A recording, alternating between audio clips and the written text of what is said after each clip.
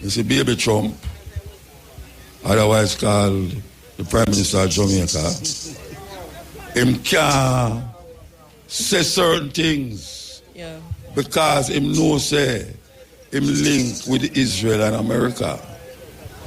Because we can't take out the Israel thing out of it. No, not at all. Yeah. Not for a minute. Israel and America is part of the program where him designed for Jamaica.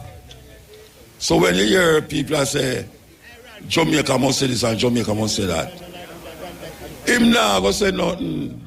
As a matter of fact, the Prime Minister said, and this is what people are ignoring, he said Jamaica, meaning his government, made a decision a long time ago, before we even started talking about whether or not the government has a choice.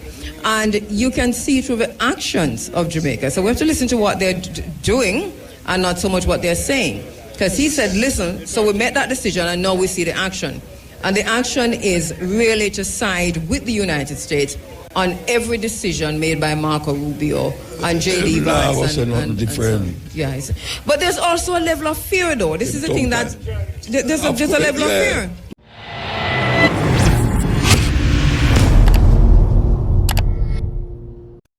Urban roof in it is appalling. And you know what? It seems some new shiny looking blue tarpaulin came in because I mean they just look different from the ones we know before, Melissa. I mean, when you see them from far, you're certain it's nice zinc roof and all of that, but you know it's tarpaulin. It's an interesting thing because one of the things that we know, and because we come here very often. The Peter Tosh Memorial Park is somewhere that we're broadcast from many times. And even when we're not broadcasting, we're passing through. And we're just hanging out in Belmont, in Bluefields, along the way. But this time we're feeling mixed emotions because we're seeing the extent to which the hurricane has ravaged this area. And we're seeing at the same time the extent of the rebuilding, the strength of the people. I know that last week we were saying, do not talk about resilience, but sometimes we have to, because that is the word that comes to mind. It doesn't take away from the responsibility that the nation has to Belmont, to Westmoreland, to this area. It doesn't take away from the responsibility that all of us have to each other when it comes to rebuilding. What it does, though, is to center the survivors, to center people. We're seeing areas across Westmoreland that the greenery is coming back. That is true. The trees, you talk about debarking. Yes. You know, this is something that we experienced across Jamaica. And we're still seeing a lot of it in Westmoreland where the trees themselves are fighting for survival. I don't know when Dave and the family will eat a mango from this tree again, but you can see the tree is insisting that sometime soon, probably another 3 years or so, mango will be back. Yeah, you know, I just looking at the place coming through, you know, the song, Peter Tosh song, gotta fight. That's what came to my mind. But let me just tell you who's on the ground. And I mentioned the Peter Tosh song, and I know that Romaine already find it. All right, so social media, Peter Broadber. And you know what, I'm very happy to welcome our two broadcast assistants and lead producers on the ground this morning.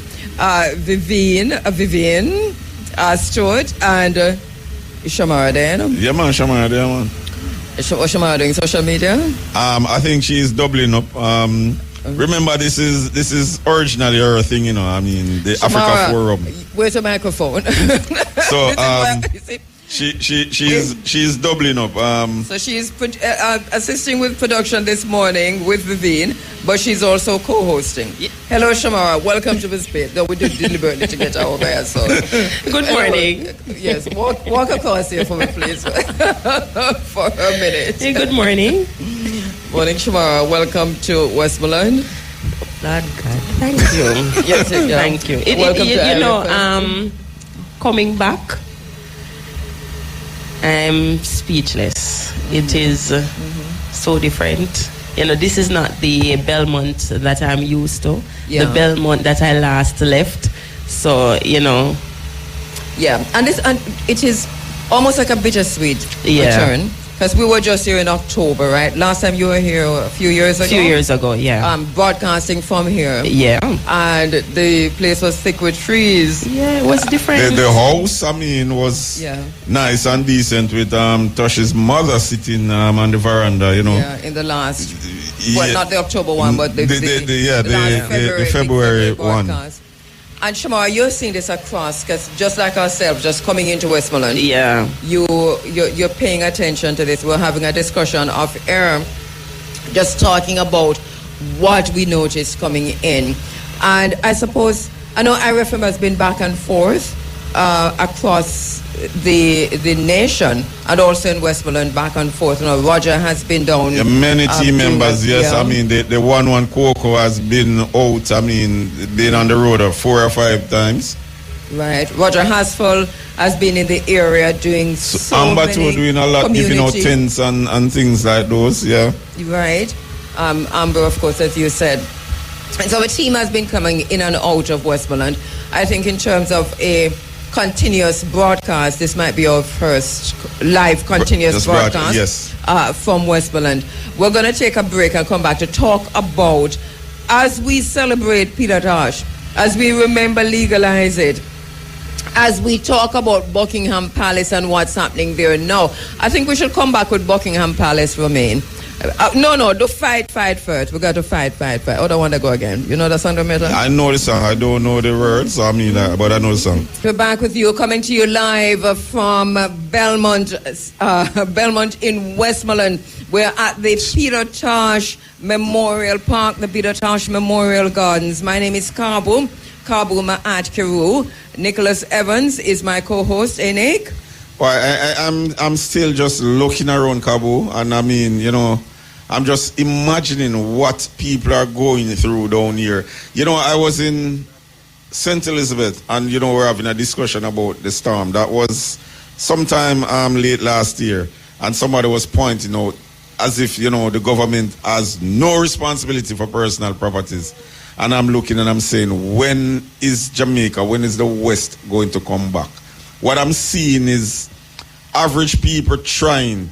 People who are not rich, but whether they're teachers, nurses, jerkman, whatever they do. The center of Jamaica. They're trying. Yeah. And, they're floored, really floored. Because a roof for the average, say, 2-bedroom house, one for your spouse and one for your kids. An average roof is like anywhere between $1 million to $3 million. You're not talking about nothing bossy, really. No. You're talking just about an ordinary roof. An ordinary roof. Yeah. And it is what it is. And that's when your roof move and your bed follow, the windows follow, everything you have went with the roof. Because I'm seeing that. I'm up where we're staying. We stayed here last October. Right, yes. Melissa took out even the AC. Even the AC. We were under the fans last night. Not only that, we're going to talk about... We're not talking about spoiling it, We're talking about even the windows. They took out the windows. It took bed. It took AC. It took... I saw them throwing some TV just thrown on by the side where Melissa was dealing with. I wondered when we were coming in, if we would have to probably just drop some tents for a place to stay. Because I had a conversation with Dave and he said, listen... It is what it is on this side of town, We're not quite even sure where in Westmoreland or where in this region I can recommend for you to stay. And then you said, well, let us look again at where we were before. I know you were already in conversation. Yes. When I called, they were in fixing mode. They were in... Listen, last night was one of the best, nights I've had in a long time. I sleep. Vivian, I had a lot. I'll find myself a snore. But I rested well under the fan. And that's the two sides of a thing, right? Because I remember the fans were powered by generator. Generator, right? There's no electricity in this region. So we're here in the name of Peter Tosh, but we're going to talk about that because we're happy. We're happy that we can use the name of Peter Tosh in Reggae Month, in Black History Month, and highlight the plight of our to talk about African unity. people and unity and what we need in this year. Because when I came here in October, and when we came here in October, I was really looking forward to the name of Peter Tosh developing this era. This is what the discussion was about. Remember? Yeah, I mean, we could see business booming. I mean, we were even thinking that probably it should be renamed the Peter Tosh Village or something so that it can be highlighted to the world. You know, I was thinking about this morning, and I said, we've come to Peter Tosh land once again to talk about rebuilding, to talk about unity, to talk about how we move on from here, to talk about fighting for survival, because basically this is where we are. Let me just quickly tell you about the team on the ground. So Peter Broadway is on social media. Shamara, Vivine are producers on the ground. You'll hear Shamara from time to time. Nicholas Francis leading our engineering team. Yes, Nicholas Francis and Gregory White. Gregory White. And, of course... DJ Collision is... Yeah, last week I saw him, he was Deacon. That was right when he was relieving me. Yes, I mean, it's pretty much like Big A, you know. I mean, certain days, you're Big A, and certain days you're Ainsworth. He's no, by the way, he's no Reverend. No, right. He's no Reverend Ainsworth. And Collision is Deacon. Right, so Collision is not here today, it's Romain. Romain. Right, so Collision work on Saturday night. So just like that Big A work on Saturday night. And then Ainsworth works on Sundays. Yes. So too is Romain. So Romain is on the ground. And, you know, we've been saying all morning that, rebuilding, we're looking at the Westmoreland. We've come to Peter Tosh land just to experience for ourselves. I remember Dave saying to me and other persons, the Member of Parliament, when he was on the program, right after the hurricane, Dayton Campbell, he said, you have to come and see for yourself. And I know IRFM, as I said before, has been going across Jamaica, just seeing for ourselves. And the story remains the same across Jamaica in the areas, especially where Hurricane Melissa really, really hit hard. Here in Belmont, we're bearing witness. We're broadcasting live. Peter, where are you? Because we're on YouTube, we're on IG, we are on every single social media site live, and you're seeing the videos. So I don't know if Peter can do a pan. Where are you, Peter? Can you do a pan? I see the camera, I don't see Peter. Can you do a pan? Because if you can do a pan, or those who are watching on the social media, if you're on YouTube, and go ahead and check us out on YouTube, IRFM YouTube. Yes, and we're live on YouTube and on Facebook. But IG now it's mainly pictures and videos, and TikTok. But in terms of live continuous broadcast, it's YouTube and Facebook. Yes. Right, can you do a pan, Peter? Let me know when you're doing that because this. Okay, great. Slow, Peter, so that and even zoom some of the houses and stuff around, so people can see. I mean, what's happening around. While we protect people's dignity and privacy. Yes. And the Memorial Gardens, I mean, clear.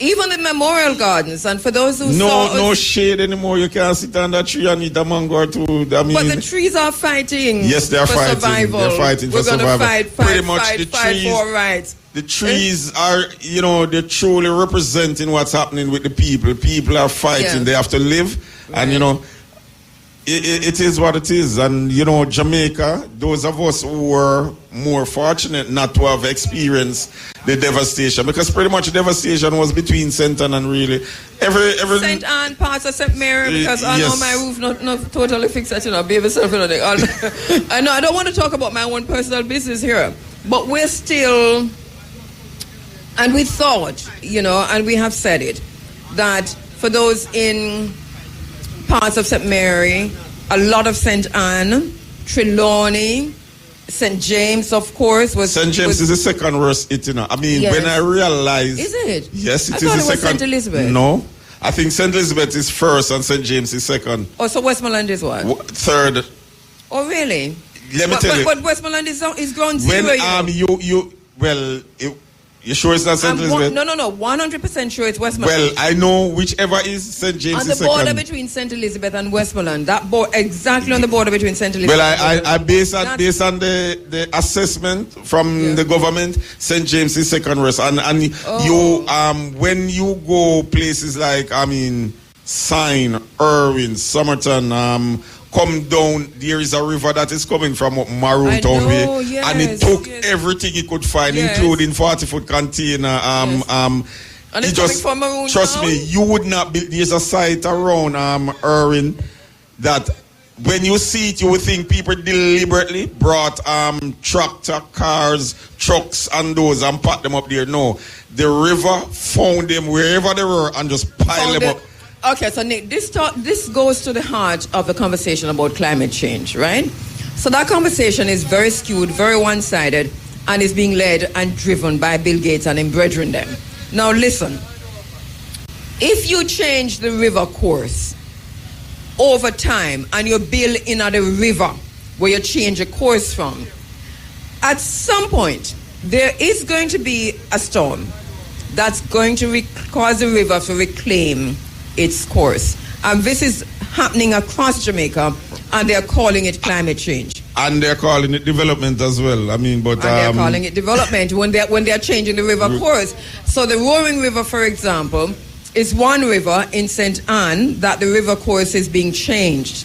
That river is going to find back its course. Well, what we're seeing around in St. James side, a river that was probably 5 to 6 feet wide is now about 60 feet wide, based on what the storm did. It took its original course. It almost become a sea.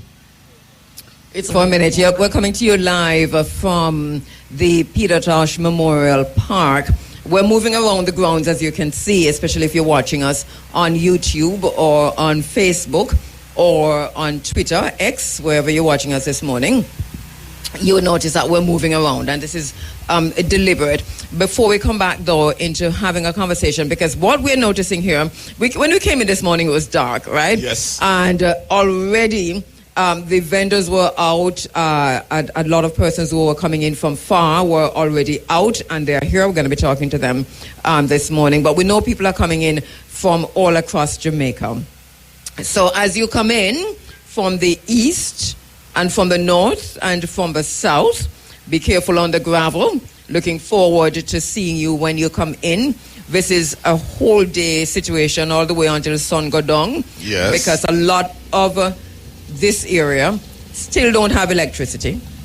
Well, this area itself, I heard the member of parliament when after JPS had announced that like 90, a good percentage of the country was back. It was shocking to hear the member of parliament saying not one person in this constituency have electricity. But I think since then they put in like a mobile thing to give some people electricity. But all around generator has been running. Jamaican people are I am so proud, of what I'm seeing. From earlier, just about everybody now, getting the generator, getting the solar thing and all of that. It's not like Gilbert. And this is what is going to lead us to. But we're going to come back and talk about that. Romain, what we have, sir? What are we going to go? What are we going with? 'Cause I know you've got it all lined up. Just from hearing what I said, that sounds like a vampire out for play. But the former Prime Minister of Jamaica, P.J. Patterson, said many years ago, and I know I'm going to misquote him, that somehow we have become, in Jamaica, hostile tribes fighting for scarce benefits and spoils. Now, this is, I think, what is stark to me going around Jamaica and coming into Westmoreland and into Belmont is that what Mr. Patterson said then, more now than ever, is the truth. Our people should not be forced to fight for scarce benefit and spoils. There's something fundamentally wrong with that, especially after a hurricane. I want to ask about the many containers that have come into Jamaica with goods, with products, with gifts, if you will, to rebuild for the people of Jamaica. I want to ask where all those containers are, if them still up on the wharf, or if them lock up somewhere, and if they are being distributed equally, or are we seeing an apartheid situation where hostile tribes are being forced to fight for scarce benefit and spoils? I am very serious about this because without, and I know that we have to be very careful that we not slander or libel or whatever it is when it's up on the radio. But here's the bottom line. Where them container there? Where them there? Where all of the container them there? Is the question we're asking. Where them there? Everything that came in for Jamaican people, who have them? Who take them? Who distributing them? Who getting them? And what are getting out of them? Because it seems to me with everything that has come in, Nick, and I see that you're not going so much in, Nick, and it is quite okay. No, I'm thinking. It cannot be. I know you're thinking, you want to think. It cannot be that these containers and everything that has come into Jamaica that we hear about are reaching to the people equally. Somebody is going to have to tell me that, show me that on paper in a quantum physics. It will not happen. The equal thing will not happen. No, we know it not happen. But what will be sad is if those who need it most are the ones not getting it. But that is exactly what is happening. Yeah. That is it. I want to ask about the politicians. I want to ask each politician who clearing container. Where them there? Who getting the stuff out of them? I also want to ask about the monies that have been pledged and lodged and given. We understand the money is for cleanup, so the trucks that you see... but we're not understanding anything on here. No, that is what I heard. Is your understanding? That is what I heard. Oh, you heard? Yeah, that you understand it? The monies and stuff, I mean, when we hear these billions being announced, it was necessarily to replace roofs and all of those things. Well, we are in Westmoreland, Belmont, yes. Bluefields, and 4 months after, we not see that. We're not seeing that.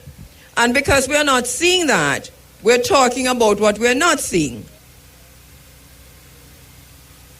So I have... Maybe we need to, if there isn't yet, we need to appoint a civil investigative body or a civil oversight body, non-aligned body. No, pay. I mean, we have a lot of people who they are so well off. They stay home and sit by the pool and drink lemonade and scotch and whatever. I mean, these people who don't need to be paid, so can at some point, like some of our national heroes, I mean, stand up for Jamaica. And centralize. But at 4 months in now, Yeah. So I don't know the extent to which things are not passing through the hands of politicians. And of course the media too, has a responsibility as I think that fourth estate, that is supposed to, There goes the fourth estate, more powerful than all, yes. But not quite so powerful. Because the questions... because the question has to be asked, about other people who everything that has been sent from overseas especially are the people who are most in need getting that. And I also want to ask, but the IMF money there? Well, the IMF money there, because there was a whole heap of money that draw down from IMF. Wait there. I know they're going to use all kind of language to trick we, right? Economic talk, financial talk. We don't understand it. GDP, we don't know what that. right? And we don't want to know. We just want to know, want to do with the money. That is just the bottom line. Also, so you have IMF. What the money, the insurance money there? Yeah, that, what is it was again? 27 billion Jamaican dollars or something like that. What the former, man name again, the former finance minister, Nigel Clark. Nigel Clark. Did Nigel Clark put one insurance thing? And no, that has been announced and that we're qualified based on the category storm and the damage. What the money there? Well. No, you may ask. Hold on. Where the money? Where the money there? Where the money when the insurance money? When Nigel Clark did set up that Jamaica get, there was a big report. Where the money there? These are the questions we want. Where the IMF money there? Where Nigel Clark insurance money there?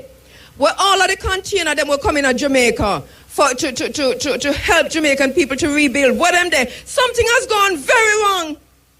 Something has gone very wrong. Very wrong. And we're going to call it what it is.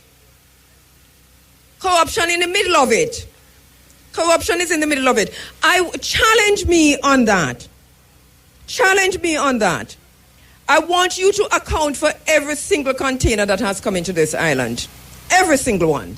You know, it's sad that in times like these, times of disaster, some people actually get better off. Disaster capitalism. Disaster capitalism. Because we have another situation where people have lost their homes. They have been on lands forever in Jamaica, and they somehow have to leave those lands. And there's a disaster capitalism going on because there are plans for the people in land. Do not sell your land. Do not give up your land. Come back and whatever you have to do, but hold on your land. Especially if you're beside the river or beside the sea. I mean riverbank now. We don't want nobody building on a riverbank. Yeah. But if you're near access to water, because as you know, the World Economic Forum has declared that 2026 is a year of water. And they tell you why they declare that. Because they said water as a commodity is going to be the scarcest thing moving on from here. And so that they have declared the year of water for 2026. We see where the African Union, meeting last week in Ethiopia, have also declared that this is the year of water. We see where the United Nations have come on to say that this is a critical year for water.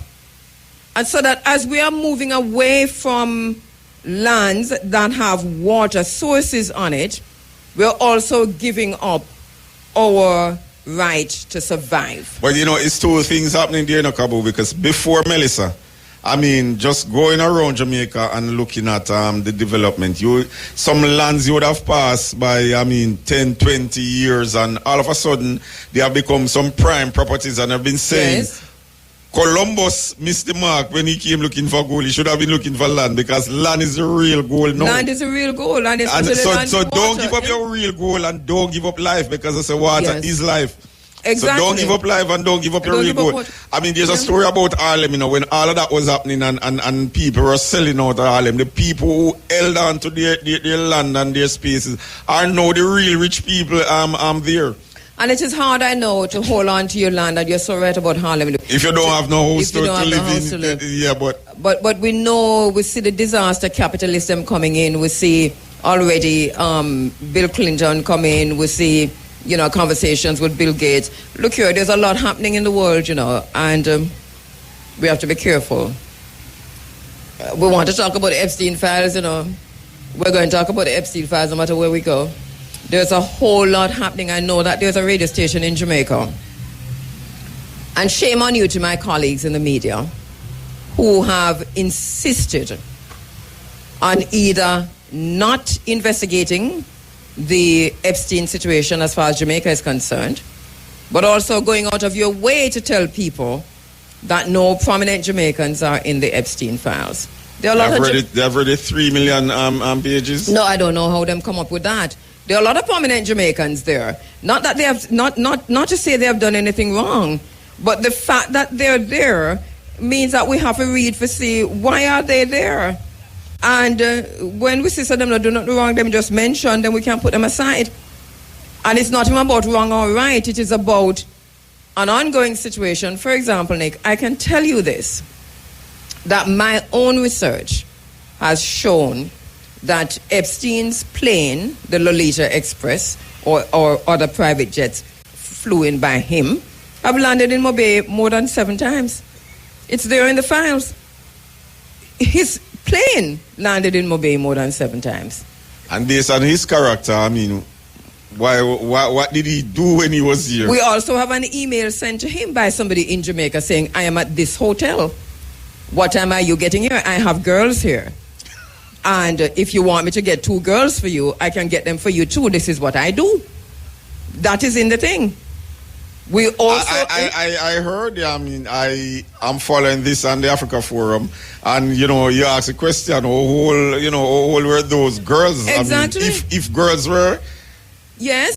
Source for him, or because it appears right. he doesn't do full age. No, age, and we have to be very careful about this, because we have a situation in Jamaica where human trafficking was a big thing on our radar for a good while until it wasn't anymore, and we have to go back, retrace our steps to look at what was happening in Jamaica. So we'll come back to that later on, but we're coming to you live from Peter Tosh Memorial Park.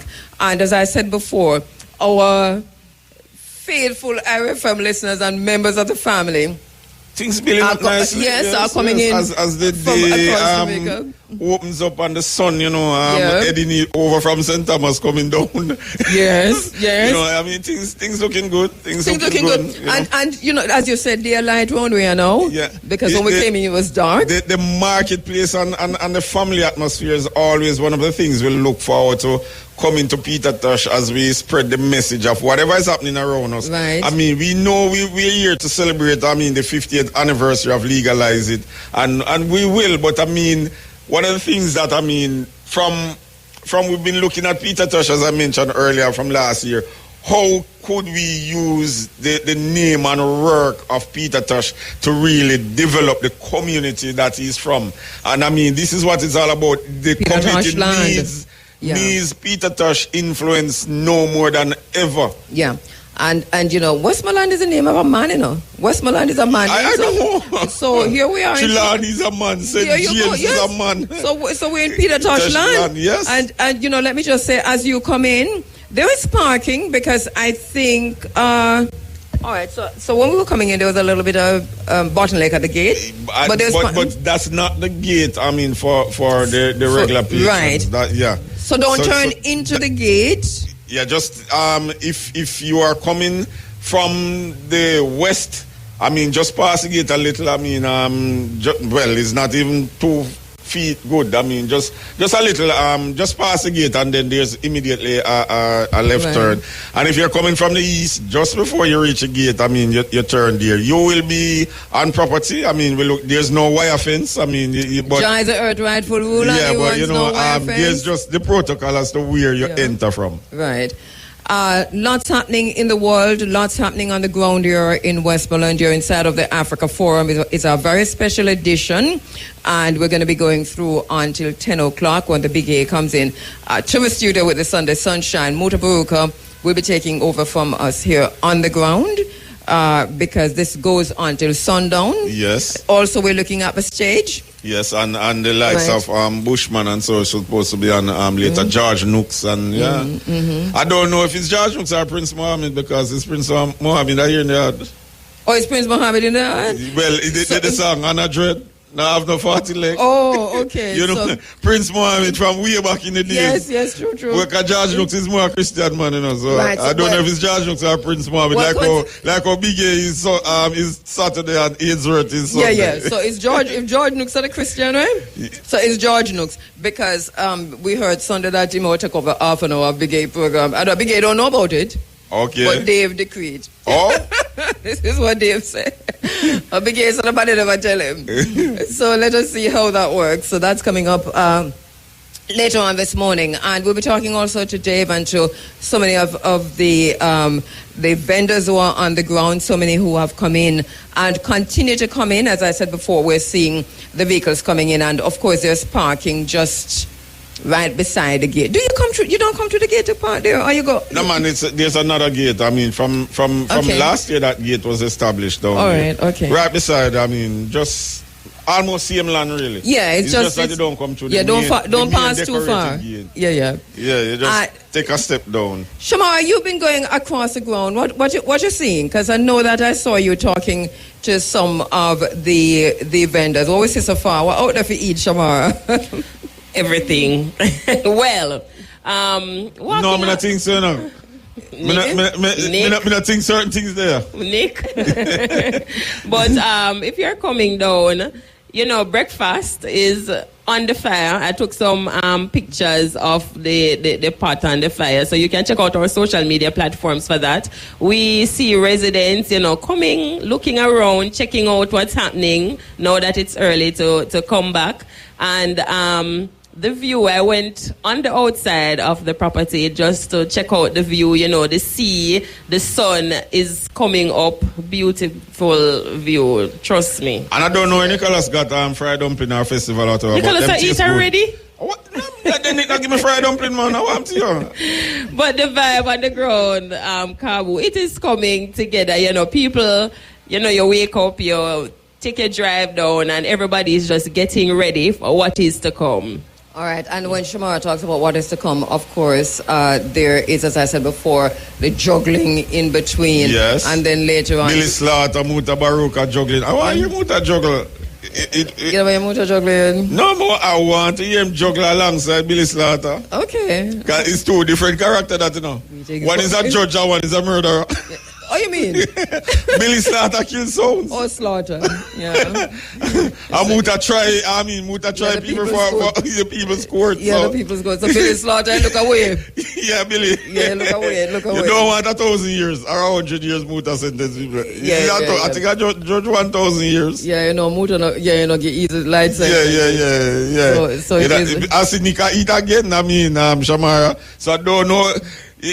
Your pot might not ready, but whichever kitchen Nicholas will go. Nick, come here. Come tell us how the food thing go, because we have yourself. Yeah, this is about your third trip to the food thing. What's happening? Fried dumpling. Festival, they call it. Let me see. What me say? Some not no protein, brother. I just was a carbohydrate. No, man. Just a start. Most I think they're not ready yet to do. It's just a start. Not even look at greens. No, that's already one. Honestly, look away. You man about eat dumpling and no protein. Boy, I tell you know what that mean, Kabu? It mean it tastes good.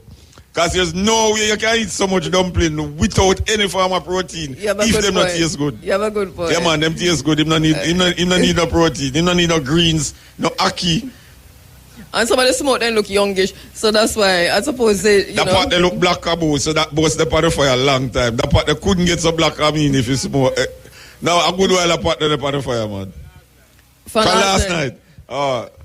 Yeah, man, that part they look like Nicholas, I think you need to go over the kitchen there, because that look like a Dutch pot. Something night. Something night. All right. Well, there's so much to come as we go through the morning. And as I said before, I'm going to also be talking with members of Peter Tosh's family here on the ground. You mentioned earlier, legalize it. This is also a celebration of 50 years. But did they trick us, Kabu? Because remember when we came down here and we were strident about legalize it, and they said they decriminalize it. Did they trick us? Yes, it's a total trickery. I made the wrong person to ask a question there. So there's a decriminalization. There's no legalization. Yes. In the U.S. But people sound like they calm about it, like them. All right, yeah, we can smoke to own something. But it cannot. But decriminalization can't be about smoking. It has to be about agriculture. It has to be about trade. It has to be about economics. Import, export business, medical marijuana, if you will, also.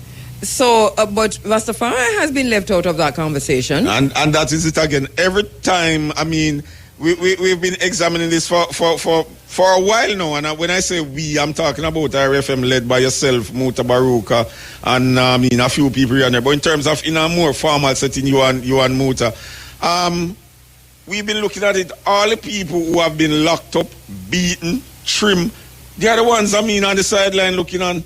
That was deliberate. Some still been locked up because that was deliberate. There was a deliberate attempt to keep the Jamaican people, Rastafari in particular, out of the economics of ganja, the economics of marijuana. I have my good brethren involved in it, and when you listen to them, when they take you on the farm, when they take you to the house, what it takes to be involved in the business from an economic standpoint. And it's not you so much can't be poor. And it's not and it's not so much what it takes, it is a barrier to access. No, and that's what I mean. The road to this thing, you have to have money, the CLA, the regulations and all of that. Yeah.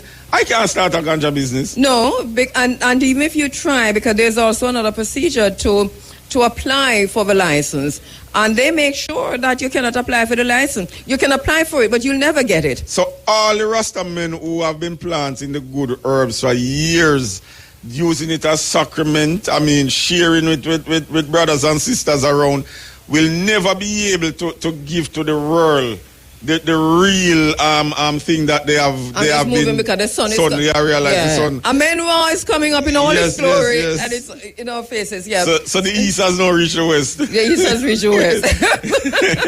Yeah, man. So some of those people will never be able to benefit. They'll never be able to fix the roof out of it. No, and I'm telling you from personal experience. My husband right there. So we try to enter the space from an economics perspective, from a trade perspective, from also medical marijuana. My husband is a medical doctor. We've been trying for years to enter this space. You know what the main barrier is? Every time you apply for the license, they ensure that them send you back for something. I can ask him if he wants, I'm just thinking about a personal experience. It's not with that. It's about, it's really, my mother passed. Yes. My deepest yes, condolences. And insurance and all of that. And every time I go down there and send you back for something, it's been 4 months and exactly. They send you back for something every you time. ought to be frustrated that you just give it up and then somebody collect that. Yeah, man. Every time they send you back for something. And them call it red tape, but the system mother married from 19 no longer. I know they're asking us to find out when she did married. We are the picnic. I'm never married. We don't have to never pay for it.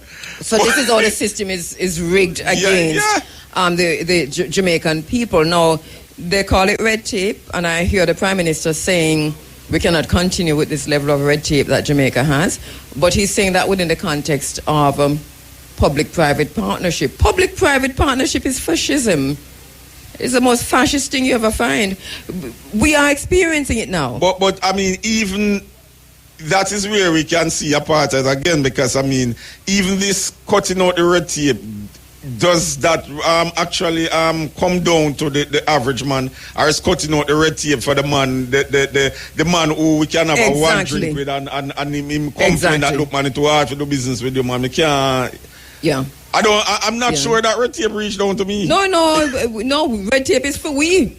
You understand? And so this is, so as we mark the anniversary, 50 years of Peter Tosh's Legalize It. And this is where Peter Tosh grew up in this called Belmont. If you look up, this is also where Peter Tosh grew up in see it right there, so. That's where mother live. The hurricane mashed it up. You can't see the roof there now, but it still look nice in terms of the color and so on. But you can see that it was badly damaged in the hurricane. And I hope that they can really get it back together. I'm hoping in short order, because as we say, and we're challenging Dave and the family. We're challenging the family. This is supposed to be the center that is going to revive Belmont. This is supposed to be the center that is going to put the eyes of the world on Belmont. And I want to touch a little bit. During the 1-1 Cocoa thing, we passed through 9 Miles, and I've seen that place is almost like a city, because they use Peter's bandmate, Bob, group meet. And Bunny, because both of them are from that area. And they have ensured that there's a spotlight on the community of 9 Miles, and that is very good. And I mean, when you pass through, you feel like, this is a developing. And that has happened over time. So and take your time and do what you have to do. This is what I would love to see in Belmont as well, where... But interestingly, Nick, this is what Nyambe said the last time she was here, that this is a plan, isn't it? But hopefully, I hear you saying, we're reminding you that this is a plan. I think they would realize by now that the plan has been set back, 10 miles. Because, all the little restaurants and businesses that were, in place and growing, they have been demolished. And you talk about the little businesses. In terms of you centering the marijuana or ganja industry around Peter Tosh, there's nothing wrong with that. Because we know that when you talk about marijuana, when you talk about 420, when you talk about legalize it, decriminalize it, if you will, but light it up and burn it in a Buckingham Palace. That's Peter. So there's nothing wrong. You're sure? When Peter sing about it. Peter just never knows that bird about Buckingham Palace. Obviously, a whole lot of things are going on. But talk about a whole lot of things are going on at Buckingham Palace. The last time we were here, we talked about the pedophiles in Buckingham Palace, and now we see that they arrested and let go on. And no longer a prince. He's a prince same way. He's a prince. I think they thrown him on. They have said do not call him a prince. Okay. He has all of his titles are right there. If you want to use them tomorrow morning, you can go right and use them. Nothing has been taken from him really. But here's the situation. These are the people who are the head of state of Jamaica. So if we do not believe in pedophilia, if we not believe it's a big man for trouble little picnic, if we not believe it's a big man for molest little picnic, if we not believe it's a big man and woman for rape little picnic, sexually assault little picnic, then how we believe that those out of Buckingham Palace must continue to be the head of state of Jamaica? How we believe that? A few weeks ago, I was wondering if there was still a drive to remove constitutional reform as head of state. What has happened? It kind of gone quiet. What has happened to the constitutional reform process? Marlene Malaho's vote has been sent to the backbench for what I don't know. Anybody know why Marlene gone on backbench? I know it is a political question, but Nick now go answer. No, but I didn't even know that she was at the backbench. No, let me tell you, I personally, I lost interest in the process because what I really wanted was not a ceremonial replacement. I wanted the type of replacement whereby we can vote for a head of state who is really a head of state. And I understand that, Nick, but that comes, I think, in the wider discussion of constitutional reform. And that is what I was hoping for, and that's not the road of the Constitution. We have not heard anything about constitutional reform from the last election. Not a word about constitutional reform. What has happened to that? Why is Charles and his family still the head of state of Jamaica and nobody cares? There's a reason for that. Because if we're saying out of Buckingham Palace, we're getting pedophilia. If we're saying that we're not going to look to see what Jeffrey Epstein was doing in Jamaica. If we're saying we don't care about how much time in plane might have landed in Jamaica. If we not care, then we not care. There is a reason why we not care. And to me, constitutional reform, I think, should still be on the table. It is not. But it should be on the table. Are we giving up things that the powers that be think we can't afford to give up? If we were to say do away with the king, no king. We have queen so long that. But just look at Barbados. Look at Barbados. That's what I'm saying. Barbados. And we have to say hail to the Barbados Prime Minister. Winning every single seat 3 times in a row. Something right with that, man, sir. I love me a monthly, but something right with that, man. You have got your black. Come out on my video light.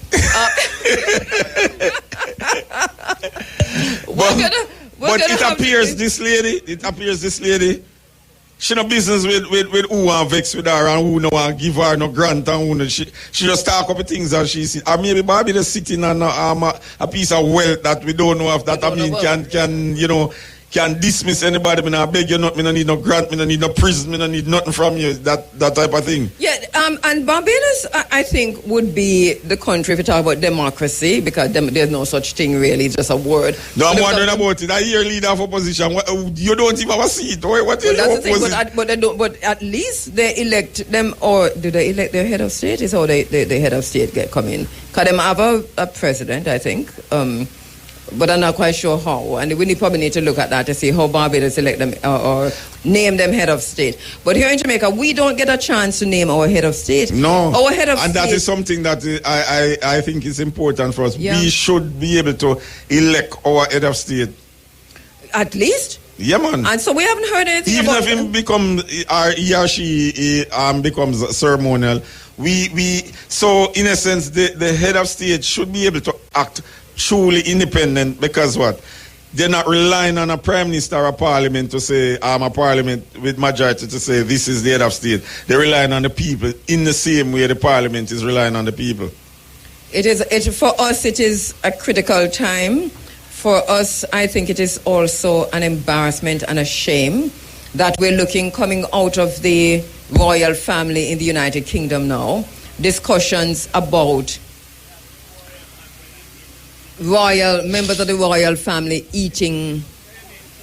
cooking and eating children, and sometimes eating them raw. Adrenochrome, you're frightening children to the point of when they're so scared, you're using them blood for yourself. Vampire kind of situation. Nick, I'm not making these things up, you know. No, man, they are in the letters that they write to each other, you know. But I'm saying we have been hearing these things over the years who are shape-shifting. Cannibalism. Cannibalism. But I think the Epstein file would have... All of that are in emails that they have sent to each other. All right, so that is clear. Now, we have a member of the royal family who is implicated in that, and we can see that from the letters that they have also sent to each other. And here we are. Say, it is very same royal family. Today in England, the headline is reading that the King, Charles III, was warned about all of this. But remember that he was best friends with Jimmy Savile. And Jimmy Savile is one of the most cruel and wicked pedophile coming out of anywhere in the world. And then also Lord Mountbatten in Ireland. Remember, those investigations showed that he was abusing little boys. Now the entire family is suspect when it comes to sexually violating children. But this is a family that is a head of state and own all the land of Jamaica. And when we go to the courts in the morning, if you go to court tomorrow morning, as you enter the door, they must say, God save the king. God save the who? God save the who? God save the who? Nick, this is too much. And I thought we were basically on, but you know, no, we don't. Maybe. I remember, and many people might not want to accept the fact, but I remember, this heavy push came out to say remove the queen or the monarch as head of state. When we came out, for about a year, saying we want to do with that, time come, move with that. And then we hear, we even had it as one of our theme at Marcus Garvey celebration, and couldn't get anybody to talk, from the government side, because they say the Prime Minister had already announced that, he was heading in that direction. Then we heard a lot of things happening, and then it just gone again. Well, remember, that Marlene, there was a constitutional reform ministry, Yes. That ministry, where is it? It's still on the books? I am not sure. No, it's not. There's no Ministry of Constitutional Reform, so that is off the book, but the people are not calling for it. But will the people clamor for a Ministry of Constitutional Reform know that it is so clear that the people who are the head of state of Jamaica are embroiled in a scandal surrounding the sexual assault of children, the eating of human beings, and the drinking of blood. Romain, vampire Mwanja now. Who know old vampire? Back with you live from the Peter Tosh Memorial Park, Memorial Gardens, where the Peter Tosh Mausoleum is, and we're at the ground. We're in Westmoreland. Westmoreland, the border of Westmoreland and St. Elizabeth. And let me get the name of the community that was ground zero. I know that they've said St. Elizabeth was ground zero, but we know it wasn't St. Elizabeth, but it's on the border. It's very close. Actually, Westmoreland, and very close to this area. That was ground zero for Hurricane Melissa. We'll come to this. Is it the community border? No, it's not border, but I'm gonna find it in a while, because that was reported on widely when it was happening, and I didn't make a note of it, so I just come to the White House. Is it White House? No, I'll give you the name in a little while. It's not White House, but I'll give you the name in a while. All right, so so we're in Belmont, we're in Bluefields. A lot happening here as we see people coming in. It's a good look as people come in from across Jamaica. The gathering that's going to be happening here will continue through until sun go down. There are still many communities, Nick, in this area that are without electricity. Most, if not all of them, are without electricity. I mean, when you look out in the night, you will see like lights all around. But I realize generator and solar powered. Lots lights. of generators. You know, trust me, I'm going around Jamaica. I really feel good about how our people are using, the availability of technology and all of that. One time gone, when electricity out, is basically only what you call rich people who would have a one generator. That's so true. A one light in the darkness now everywhere light up. People are buying and lots of solar energy, and that's good because look at the sun that's come up already. Yes. We're seeing but most you can see the power lines being fixed, but they're not. Most of them not gone to houses as yet. Right. Last night we were on the road. We were down by Blue Ocean Sands, and it's generator. So you come on the road last night and there are Blue Ocean Sands? Yeah, man. At what time? Then when we did there? While you were having dinner, college and crowds and hungry, so we just can't come get some food. So you make me carry food for my yard, we cook, and we sit down and eat, but while you were having dinner, and then you come a Blue Ocean. No, man, as I said, Gregory called me from way out and said, boy, college and come and say him hungry, and so I say, we were thinking about Sav, because we know say him's a fast food man. But you say, I'm going to Blue Ocean Sands. Blue Ocean Sands. So that works. All right, what are we looking at? Ground zero. New Hope. Thank you so much, Vivian. It's New Hope in Westmoreland. That was ground zero. And that was widely reported on. But somewhere along the line, it was changed. But I think it wasn't deliberately changed, I think when the Prime Minister went to Black River and he said that this is ground zero, I don't think he meant it in a serious way. It was a devastation. But it was repeated and rebroadcast as it being ground zero. But it's not. It's not. New Hope is ground zero for the hurricane. And I think when we are writing history and telling stories of history, we must be careful that we speak truth. Because this is, I think, and sometimes, as I said, because the Prime Minister saw the devastation. Yeah. And a lot of people associate ground zero with total devastation. Right. And he might have said that, or he said that, and persons just run off with it. Yeah, I think he said it carelessly. As a Prime Minister, people latch on to your words. The international media were the first to report that Black River was ground zero because the Prime Minister said it. But because we're Jamaicans and we understand that the Prime Minister never mean that, because we hear when him say it. We understood that there was a misreporting, but people went with it. But it's not Black River, it's New Hope, and we're reporting honestly. But so I have with me, Nick, and I know you're going to be talking with Wow, people are coming in, Nick. This looks really yes, good. I'm seeing two brethren with a stalk each, and I'm saying, yeah. A stalk assigned to me. You reminded me of the days before. I used to enjoy the days before. Warm to the whole, but sorry if you interrupt. Warm to the. What the sense of me that way to go up by Peter Tosh grave? What I'm there? Melissa, bad mind them. What the sense of me that them way? Well, we're going to ask Dave what happened with that, but apparently Melissa, apparently they're a victim of Melissa as well. Because remember, you allowed at least 12 plants, so it couldn't be, it's 12 plants, no, five each person. You saying it?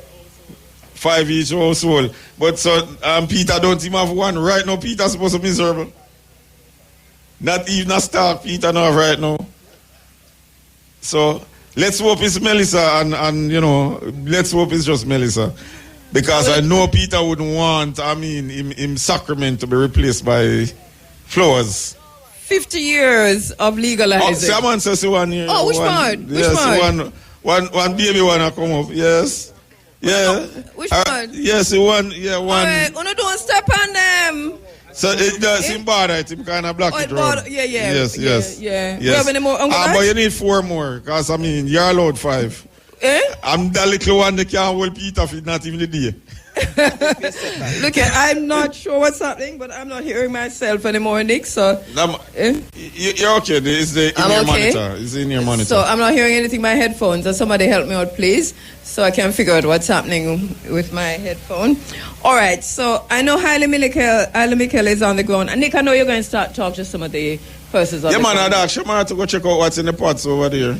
Oh, so you're not go for that? Huh? You're not go for that? Yeah, man, I can't help her, yes. But true, she was at the pot, so earlier. Me see. Okay, good, thanks. Me eyeball a pot for a while now, Yeah. So we over, so we are go check out the bridge to find out when I'm pot. All right. Yeah. So Nick is under the big tree there, and over there, so we couldn't even see over there. So when we come the last time, but the trees are coming together, The hills were joyful together, as I'm saying. But not in that pot, man. I done it, Nick. I don't breakfast time yet. I finished. So make we see when I pot them on, so we can see what we are going for breakfast. So what you preparing? What do you have this morning?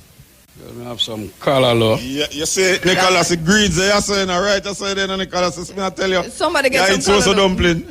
I'm going to buy the callaloo for me and put it down, because by the time you're ready for callaloo, me know say it down. Cabbage, yes. Cabbage. So we have greens and we have cabbage. Oh, what you say, man? The man have a lucky over here, man. Yeah, man, I can look on the one. So the aki look like it ready, Nick? Everything ready, man. The man ready. Boy, aki and saltfish. So, all right. I see all of the protein, what you have for the carbohydrate. But I see like it, but you know fish or something, man? A man a fry fish, man. Nicholas, man. We're not talking about the fish too loud, that's why. Yam, sweet potato, Irish, yam and Irish potato.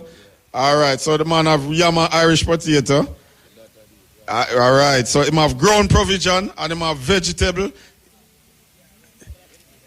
All right, so Shamara want to take a picture of the food so she can show people. So yeah, this is it. So yeah, lift it up like, let's see. Nicholas.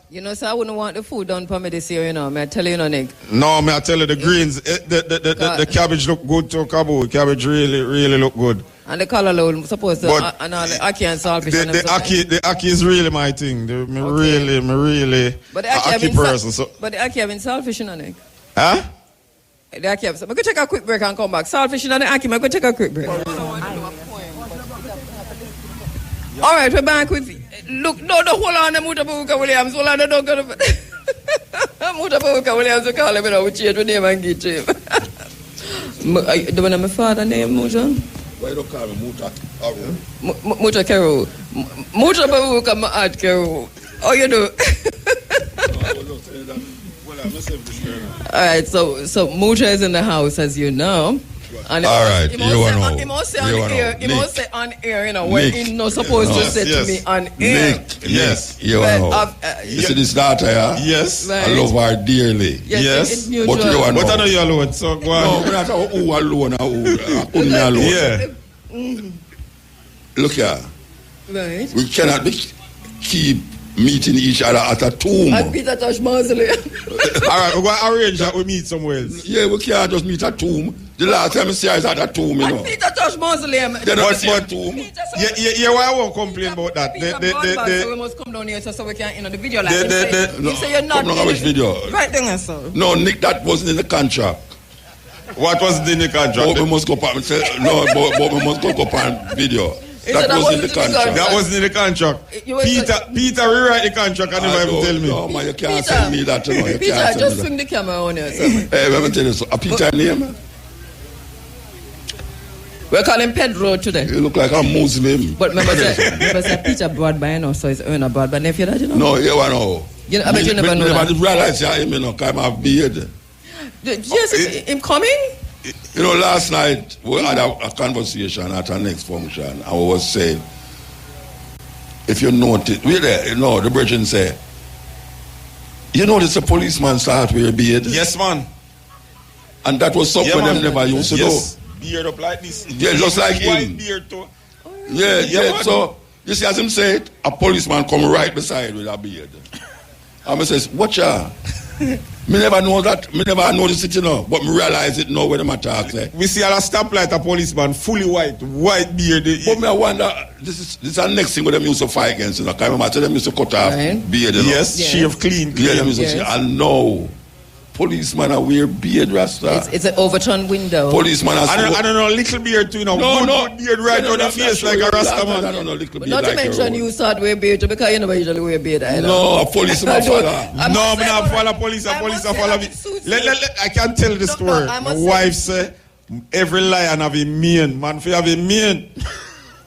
Where come from? Me don't know. I saw policeman trick people. No, me never say the police, them say my wife. No, and you me talk about. But you me say no. Wait, that's serious conversations we have, you know. Yes, I agree with you. Policeman are wear beard, you know, because you know.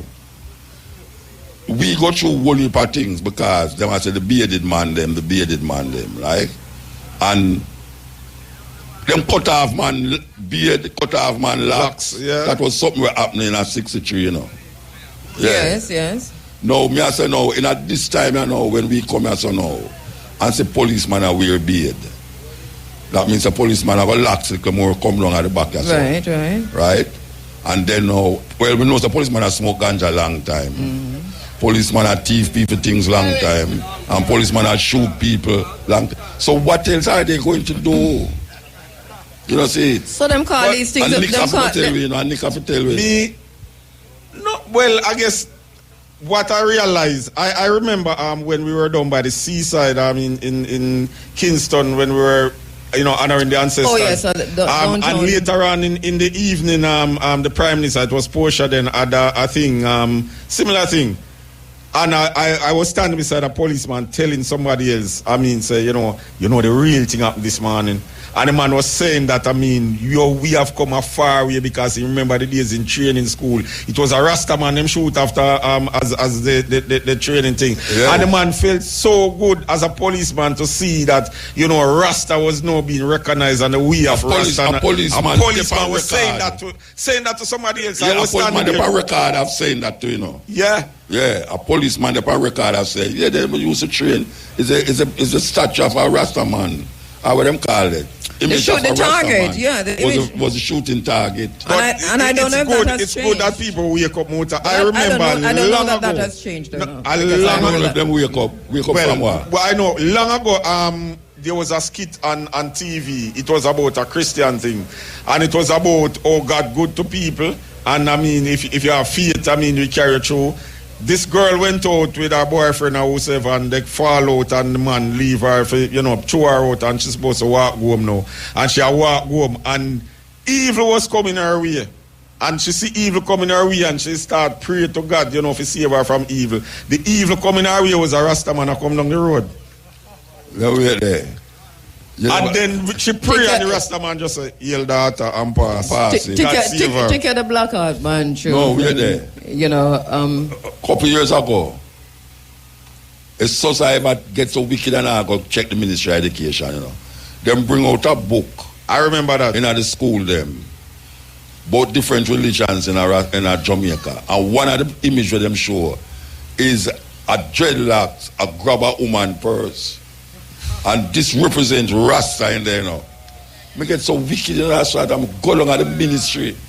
Come here and say, boy, you say me not like talk to politicians, but me have to talk to them. Me say, oh no, really put the image of a Rasta man in the same grab purse. Them say, oh, it's not we, you know, it comes from Florida. It comes from Florida. Say, yeah, but it's Jamaica. Anyway, we don't know what them to do with it. Yeah, man. Let's check it out. Let's check it out because we both were on it. They pulled that. They did pull it. And it is true that they identify in the book the thief in the image. Of a Rastafari. You know. Where I go again to teach a youth about Christopher Columbus. You can't blame the youth. You can't blame the youth. Yeah. It next collision. Because and you see the point you made just now, Musha, that you said this weren't some serious conversation about policemen now wearing beard, and you made reference to it that in '63 the Coral Gardens massacre.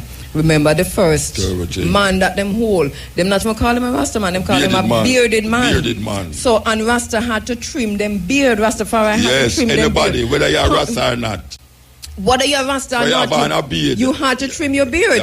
And now we find the very same law, the very same system that criminalize the beard is now sporting the beard. Them have a name for these things. Them call it the Overton window. But we call it gaslighting of Rastafari. This is basically what it is. It is a straight, psychopathic, sociopathic, narcissistic way of dealing with things. But them says Overton window. The things them whenever they do, you couldn't do before, now you do them and you celebrate them. Now we're going to come back to that. I think it's a conversation that we need to have. It's like how our brothers and sisters from the four corners of Jamaica are making their way to the Peter Tosh Memorial Park, the Peter Tosh Memorial Gardens. And like Mucha said, we must stop meeting. Me and he must stop meeting at Peter Tosh tomb. Second year now. Second year in a row. Second time I see you for 1 year. That's true. You live long here? You live down here? No, I don't know, because if you get it, you see, at two places in less than 24 hours, he's at down here, you know. And you're at one and I'm accusing you, so you live down here. It's a parallel universe and you don't know your work. It's quantum physics, motor, quantum entanglement. You sound like an intellectual Donald Trump. I love that. An intellectual Donald Trump. I'm not making any sense. Yeah. No, because remember, no time no pass for you, you know. Because the last time you saw me was right here. Yeah. But it's actually 4 months. It's 4 months. I'm more than 4 months, man. October, November. Yeah, it's 4 months, man. It's just a few days before Melissa. Just a few months before, a few days. It's 4 months. And so last time we left, I left you here 4 months ago. Yes. Remember, I left you here. I just come, so I wasn't here. That's how I say it's a parallel universe. They are doing it here. So look, you see this No, I was about to say we probably need to let people know. No, when it was I'm gone. No. Yeah, where you going there, chunk, miss? Huh? Oh, okay. No. Because we want people to know that, some lovely Peter Tosh shirt and location. Who this? Ordinary. I'm the background vocal, now you can't blame me, youth. Peter Tosh son. We know, man, we know. That's why we ask if I'm the background vocal. That's a love. But no, you me that talk to. And you me that talk to that pan radio. No, Dave, you that talk to. Dave. Steve. Steve and Dave. Steve this. Yeah. Steve, Andrew and Dave. Anyway, watch out, you will have too much. I'm a tomb girl, I'm a tomb girl. You will have too near and Steve. and shall respond. And respond to But Cabo, we need to ask Steve, because Steve will say I sort out the shirts now. And I tell them pretty. Everybody coming here today need, how much I need to work with Steve? Because they don't need to leave here without one of this. I want one of all of them. I'm not in this world. 3 grand, 4 grand. Miss Maya Rizzi as a yes. You have to buy it. No, well on, man. Let me just hear from Steve. Some new design this year, so probably cost a little bit more. No, but them look good. Look good. These are your merch? Michelle. Hey, greetings, sister. How you doing? Tell us about the merch. This is Michelle Tosh. I'm responsible for the merch, the Peter Tosh t-shirt. So we'll be here for the rest of the day. All right, Nick, kind of far from it. So she's going to be here for the rest of the day. But we could see some of them. Just hold them up to the camera. We could see some of them. Also, camera is right here. Peter, we can get some focus on this. I really love this one. I'm not in this world to live up to your expectations. Neither are you here to live up to mine. I want that one day. You know, the truth is, Peter's always been a fear man. Kabu. Well, what are you talking about? Muta saying can buy more than one. You not buy me none. You know say wicked? How many you can buy for me? I don't know how much you want. For 5?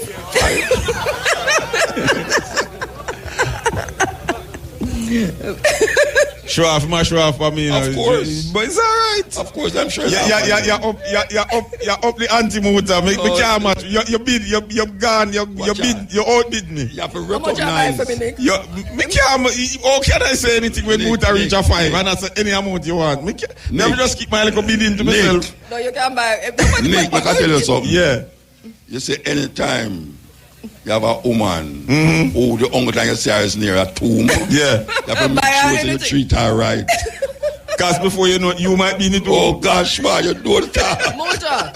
You do the talk. Motor, you should not have gone there with him. Yeah, I never go there with him, as him said. Then you but you not. Is him dried out of? I'll be dried out of you. You don't have to. Yeah, the ballet police. That is such a wicked act. What Motor. What Motor? No, we're the whole on. Yes. Mutamba, you're here. You need to come rescue me. Jackie, where you there? Jackie's here. What Mutamba? We're not. Who this? No, Vivian. What Mutamba there? She there? Jackie's here. Yeah, man. She's somewhere about the place. I look about her business. I can tell you something. Yes. Me used to look a certain way, you know. So now work with the beard? Me never usually see him with beard. Me usually see him with ear. Pan him head? Yeah, but now me I see him without ear, pan him head, and the ear underneath him chin. Yeah, face, yes. So me want to know, what is happening to your life? All right, so what is happening to my life is that I'm naturally being trimmed, so I don't intend to have one patch of middle without ear and some round it. It look ridiculous to me, so I just take off everything. But you so it happens naturally. No, ear off it there somewhere, so it end up on my chin. You get up on your chest? I think so. Keep it on you think? Yeah, man. The last time I checked, up to this morning. So you know you streamline. Me not trust you, though. Well, because you have your own chest. I don't know where they're on your chest. Is that serious? Maybe you look on your chest when I appear vomit. I know this is. We're coming to you live for the Peter Tosh Mausoleum. I'm gonna change up the vibes. It's hush. No, the vibe is always airy when you come in Muta. We're good with the vibe, no matter how you carry it. But so Muta, I mean, you've been back since October to Westmoreland? No, I got St. Elizabeth. But here may I say now. Last night, after say this, they have a Ganja show down where I come from. Orange Hill. Oh, really? And I was playing 1 hour. Peter Tosh. So I am expecting everybody that was at that show to come up here today. Okay. Because all of them never know, say, Muta play music. Oh. But me don't play music, me that talk. And the thing is that the white people them pay for coming at the show, and the black people them out the road to stand up so now going at the show because the money big for them.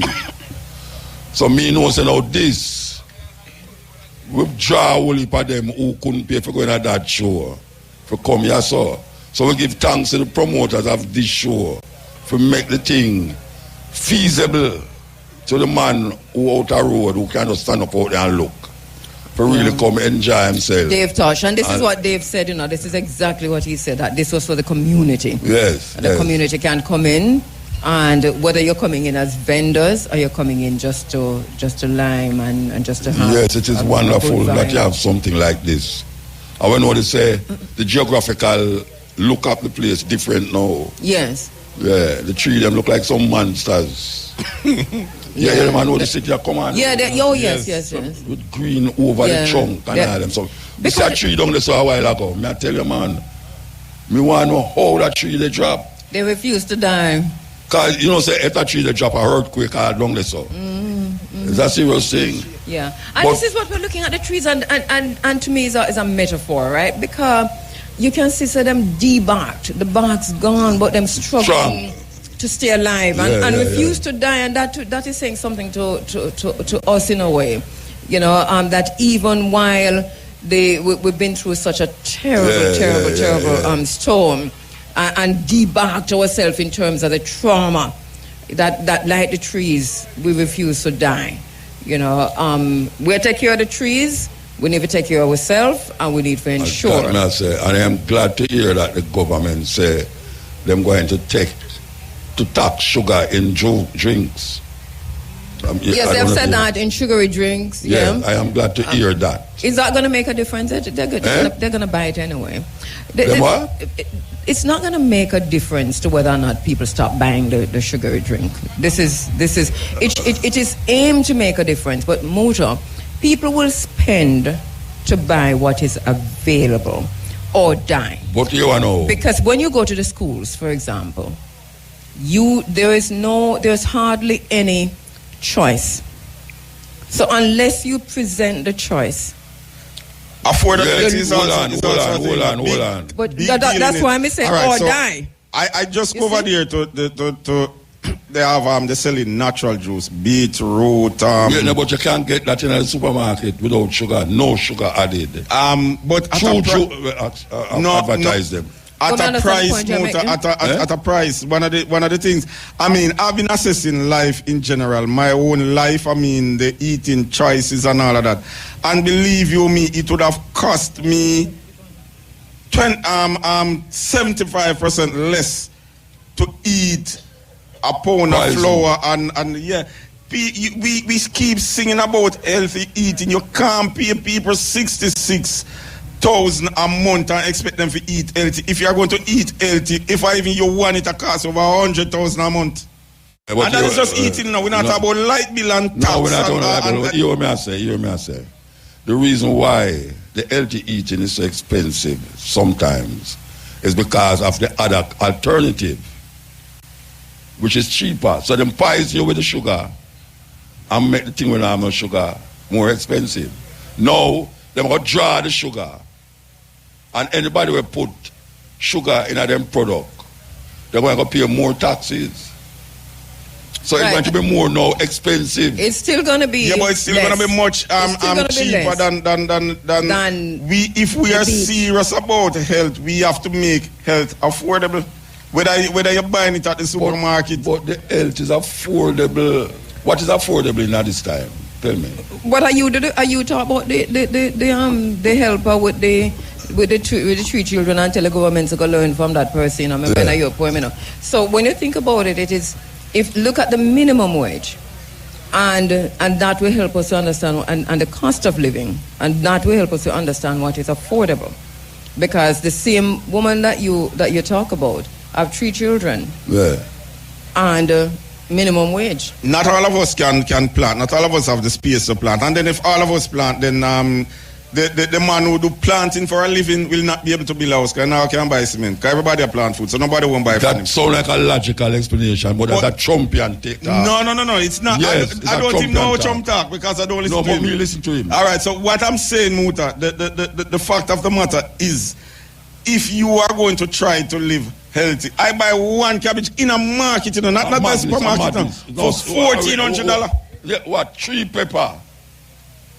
Me buy 1 dozen for $1,050. Yeah, but no, you want no sweet pepper. Me talk about scotch man. So I understand the point you're making. Hold on. Taxation. No, that's why I'm going back to the point you make. Taxing sugary drink should result in children eating more healthy. But the two things, there is a big gap in between because one don't equal to the other from experience. Yeah. Because what we know is that availability and access to is also a problem. They're talking about sugary drink forever, you know. But when you go to a school, the only thing that is available is sugary drink and unhealthy food, even in the canteens. Yeah. And even at the school gate. Even at the school gate. So it's not the taxation that going to change it. It's the policies and the protocols that the government have in place as to what is available to children. Because the taxation are going to change it. You see the people them who have put sugar in the juice them now. The big guys them who have put the sugar in the juice. You see when them realize putting sugar in the juice going cost them more than don't put sugar in the juice, them going to say make the price run a different way. No, but there's also another thing you're not looking at, Mota. They will raise it because then the person buying it will offset that tax. No, man, no offset. What is sugar addictive? Yes. The most addictive thing, addictive more than cocaine, more than cigarette, more than anything else. And there's a big sign on the cigarette thing that says cigarette just to cause cancer. Yeah. I know in cigarette it's $5 about sugar. They advertise about sugar. 5 cents. Exactly. But so because you already instill in other people this level of addiction and you're addicted to sugar and you can't hardly do anything without sugar, you can't tax the symptom. You have to deal with the cause. But so that is why you have to look at the Ministry of Health and the Ministry of Education have to come together and determine what is available to children in schools. Take out the sugary drink them from out of the school, whether you tax them or you not tax them. Make them less available. But the people, if them fine say, them have to pay more to produce it, to manufacture to put sugar in there. Them going to say, no, we can't do that. But the point Nick is making is that what they do normally when you tax things is to pass the cost on to the consumer. Yes. So they will pass the cost on to the consumer. And it's the same thing with cigarettes. And the consumer will realize about weight. I prefer buy the other one then. No, but the other one is 3 times as expensive. No. Hang on a second. Just a minute. Yes. No, you have to deal with the addiction. Yes, it is not the cost. You have to deal with the addiction. The addiction. They will buy it because they are already craving it. Most Jamaicans are addicted to sugar. Exactly. Yeah, but when I say no, there's a point where you have to start. Yes. Say, we're going to get them off of this addiction, you know. Like no, you can't get them off at the symptom level. Yeah. You can't get them. You have to get them off at the cause level. The cause level is that you don't allow it to be available to them. Yeah, exactly. That is what I talk. Once reggae. Radio, Irie FM. You get chopped? Not take that. Make Mocha FID and the police help you. Call 311 or 1-888-662-2847. The time by the FID, Mocha and the JCF is a minute after 1 o'clock. Morning, Shane. How you doing, sir? Just about keeper, man. Shane. Hi. Shane Clark. Me not hear you from morning. Shane down there? Yeah, man. Oh, you might not hear Shane. I'm the best president in the world. We don't know. Yes, ma'am. Yeah, man. I have to meet him at home. I'm the best president in the world. Shane, when last you meet Shane anywhere in person? Yeah, man. When last you meet Shane anywhere in person? It's not the physical manifestation of the thing. Well, forward down that way. You know, can spiritually connect to Cabo outside of the tomb. And every Sunday we call your name on my program. Every Sunday. You call my name on the program? Every Sunday. No, look at every Sunday. All right, I'm not going to tell you that. You call my name every Sunday on the program. Look how much time I call your name. Jackie there. Look, you know, you're calling name how much? Yeah. Ask Big. Jackie want to divorce me now because me not left your program. Do you know you may talk? When I jump out of the bed 6 o'clock, I'm going to go out of the bed, you know. I said, where you go? I said, I'm going to listen to. Do you know what you may tell if you come early today? No, me not. You know what you may tell if you come early? IRFM can't have a radio for connect IRFM. Oh, so like... Nick. Yeah? IRFM transport cannot pick up IRFM. that's no. It's not today. No, last week Sunday when on the radio, still, I was saying more. That's the radio. That's the radio that was purchasing it. We're not changing it. It can't change. Yeah, man. It can sit down at the car. Me I say at 6 o'clock me live down on the grill and them say turn on the radio. Them say boy Muta. A long time me I tell them to do that, and them not do it. Plus, you say anytime I listen from my studio, I may listen to full stereo. No, wait, man. Don't pay him for me. Say, man. You say, what's your name? Keshima. You say, anytime Keshima do an interview, Uncle Keshima me hear. Me no hear Usha interview. Or what them say to her. No, when we go to and go so boom and talk to Crack. I say, Crack, get up and Crack or something. Because look how long we are telling you. I mean, I say this publicly, you know. No feel no way, no. I say but me hear, but me listen and hear, boys. Yeah, because you have a radio. You don't have no radio. I listen from Flow Channel 822. No, man. It's still radio. I mean, he's listening from radio. I listen from the Comrex. The Comrex. So you won't hear. But it can be rectified. Because you're top in Harris, but because no, because I have to use it for run, cutting it and stepping razor. But because I'm not in my yard. Because you can run, go down on IRFM, go to the program. But me not have no Comrex in my yard. Me have Comrex in my yard. So me listening from Flow Channel 822. As a matter of fact, I just bought one yesterday.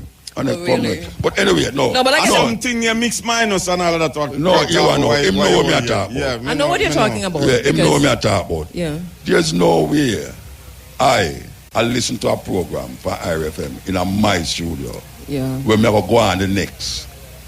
And me gonna hear the person. All right, so that happened to me when we were in Sierra Leone, but we couldn't hear it. No, man, it's so about. We had to use the two systems to be able to hear. We use the Comrex. What the other one you give me for in-ear monitor? Nigel say it can correct, and a long time I tell Crack for correct it. Motor.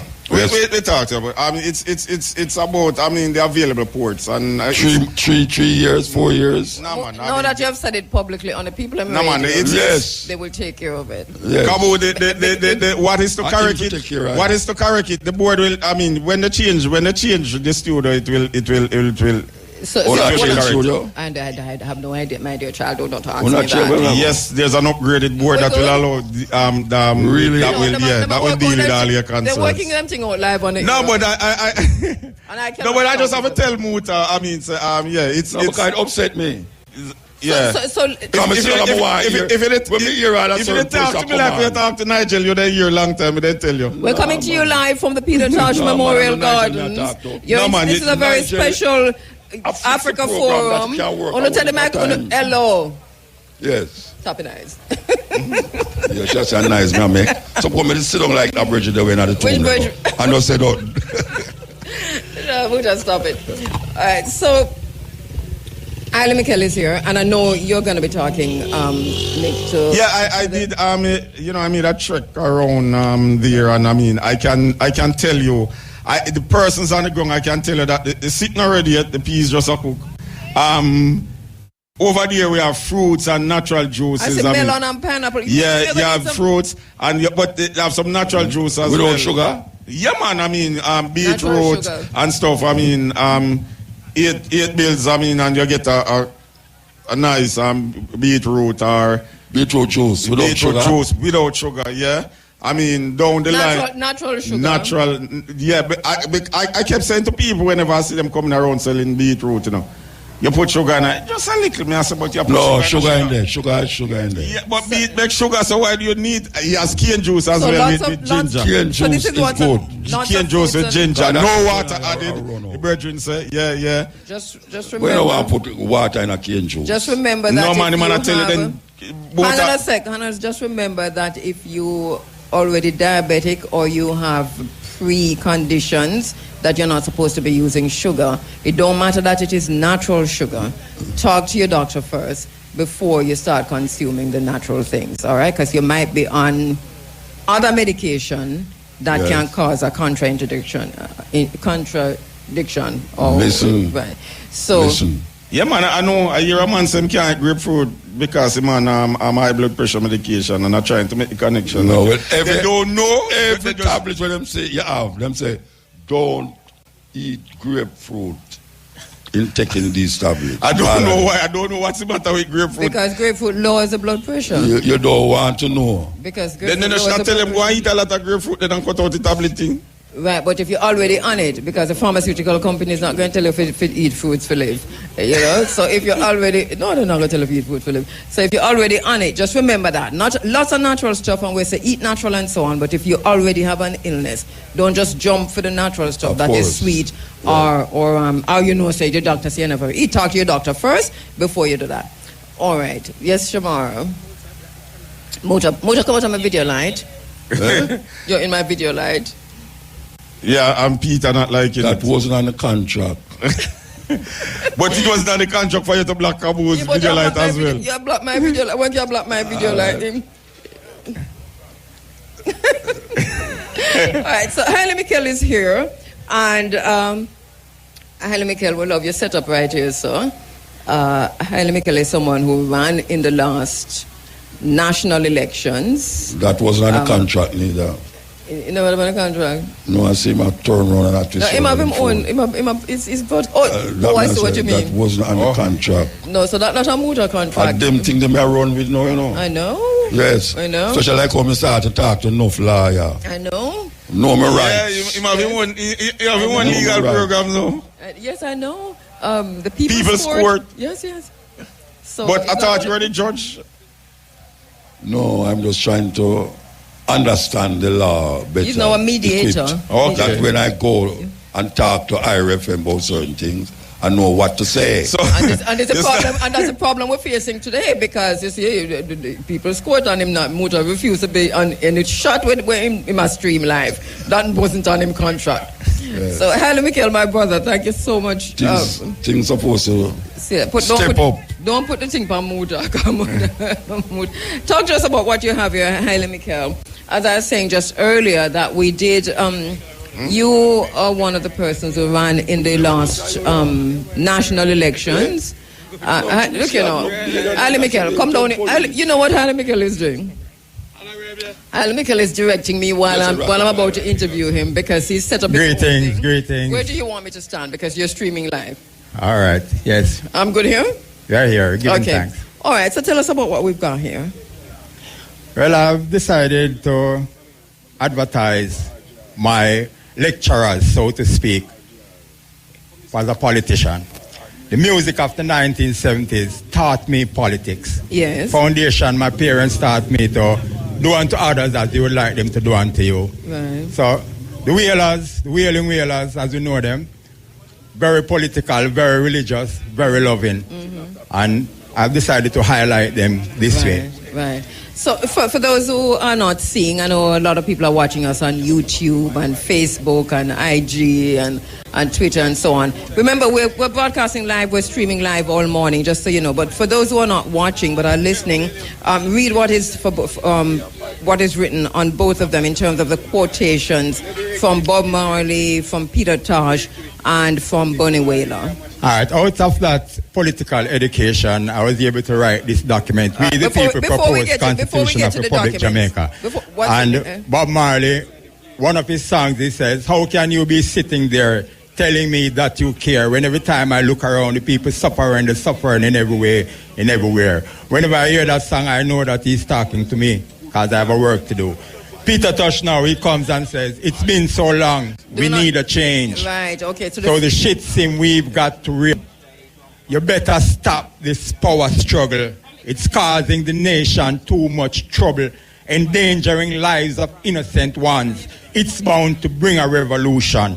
This document is the revolution. It is a bloodless revolution. We the people proposal, Constitution of Jamaica. We were talking earlier about the fact that since the last election, which you contested, we haven't heard anything else about about constitutional reform. Not really. And about republicanism, getting rid of the King of England as the head of state.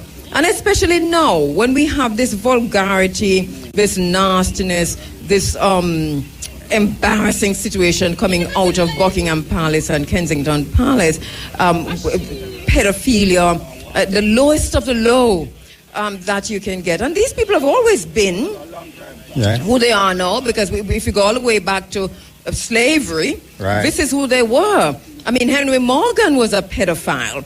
A lot of their top military and governors and others, they were all pedophiles. So that we know that this is part and parcel of who they have been. But now we have what is seen as a scandal, because it is now splashed all over the world that Prince Andrew, is involved with Jeffrey Epstein in some of the most nastiest, vulgar kinds of acts and behavior, including pedophilia, of course. But these are the people who are the head of state of Jamaica. What about constitutional reform? I see this is a document you're holding. As a matter of fact, this is a document. It says, we the people propose constitution of the Republic of Jamaica. How do we get the spaces in which you operate and government and the opposition to revisit constitutional reform and to specifically look at who is the head of state of Jamaica? All right, let's backtrack a little bit. You mentioned what is the state of constitutional reform in Jamaica at present. From the government point of view, 13th of April last year, the Prime Minister declared that their road to republic has been dashed on the altar of PNP selfishness. I put out a video telling that you're all to be blamed. Because in July 26, 2021, I sent the first draft of this document. This is now the 19th revision, and I'm making a 20th revision for release this year on the 5th anniversary. 6 months after that, he formed the Ministry of Legal and Constitutional Affairs to do the same thing. And after 3 years and spending $3 billion Jamaican dollars of our taxes, the Prime Minister said they have failed and they have done nothing more, as you rightly know. This document is still in play. What it needs 63 MPs to sign. I have been a candidate here, and I tell the people, give me the power to go by voting for me. No, I want to sit at home and don't vote. I only got 54 votes. Thanks be to God, more than the last time. This document calls for 63 signatures. They are the people elected by the people of Jamaica. And then we effect the revolution.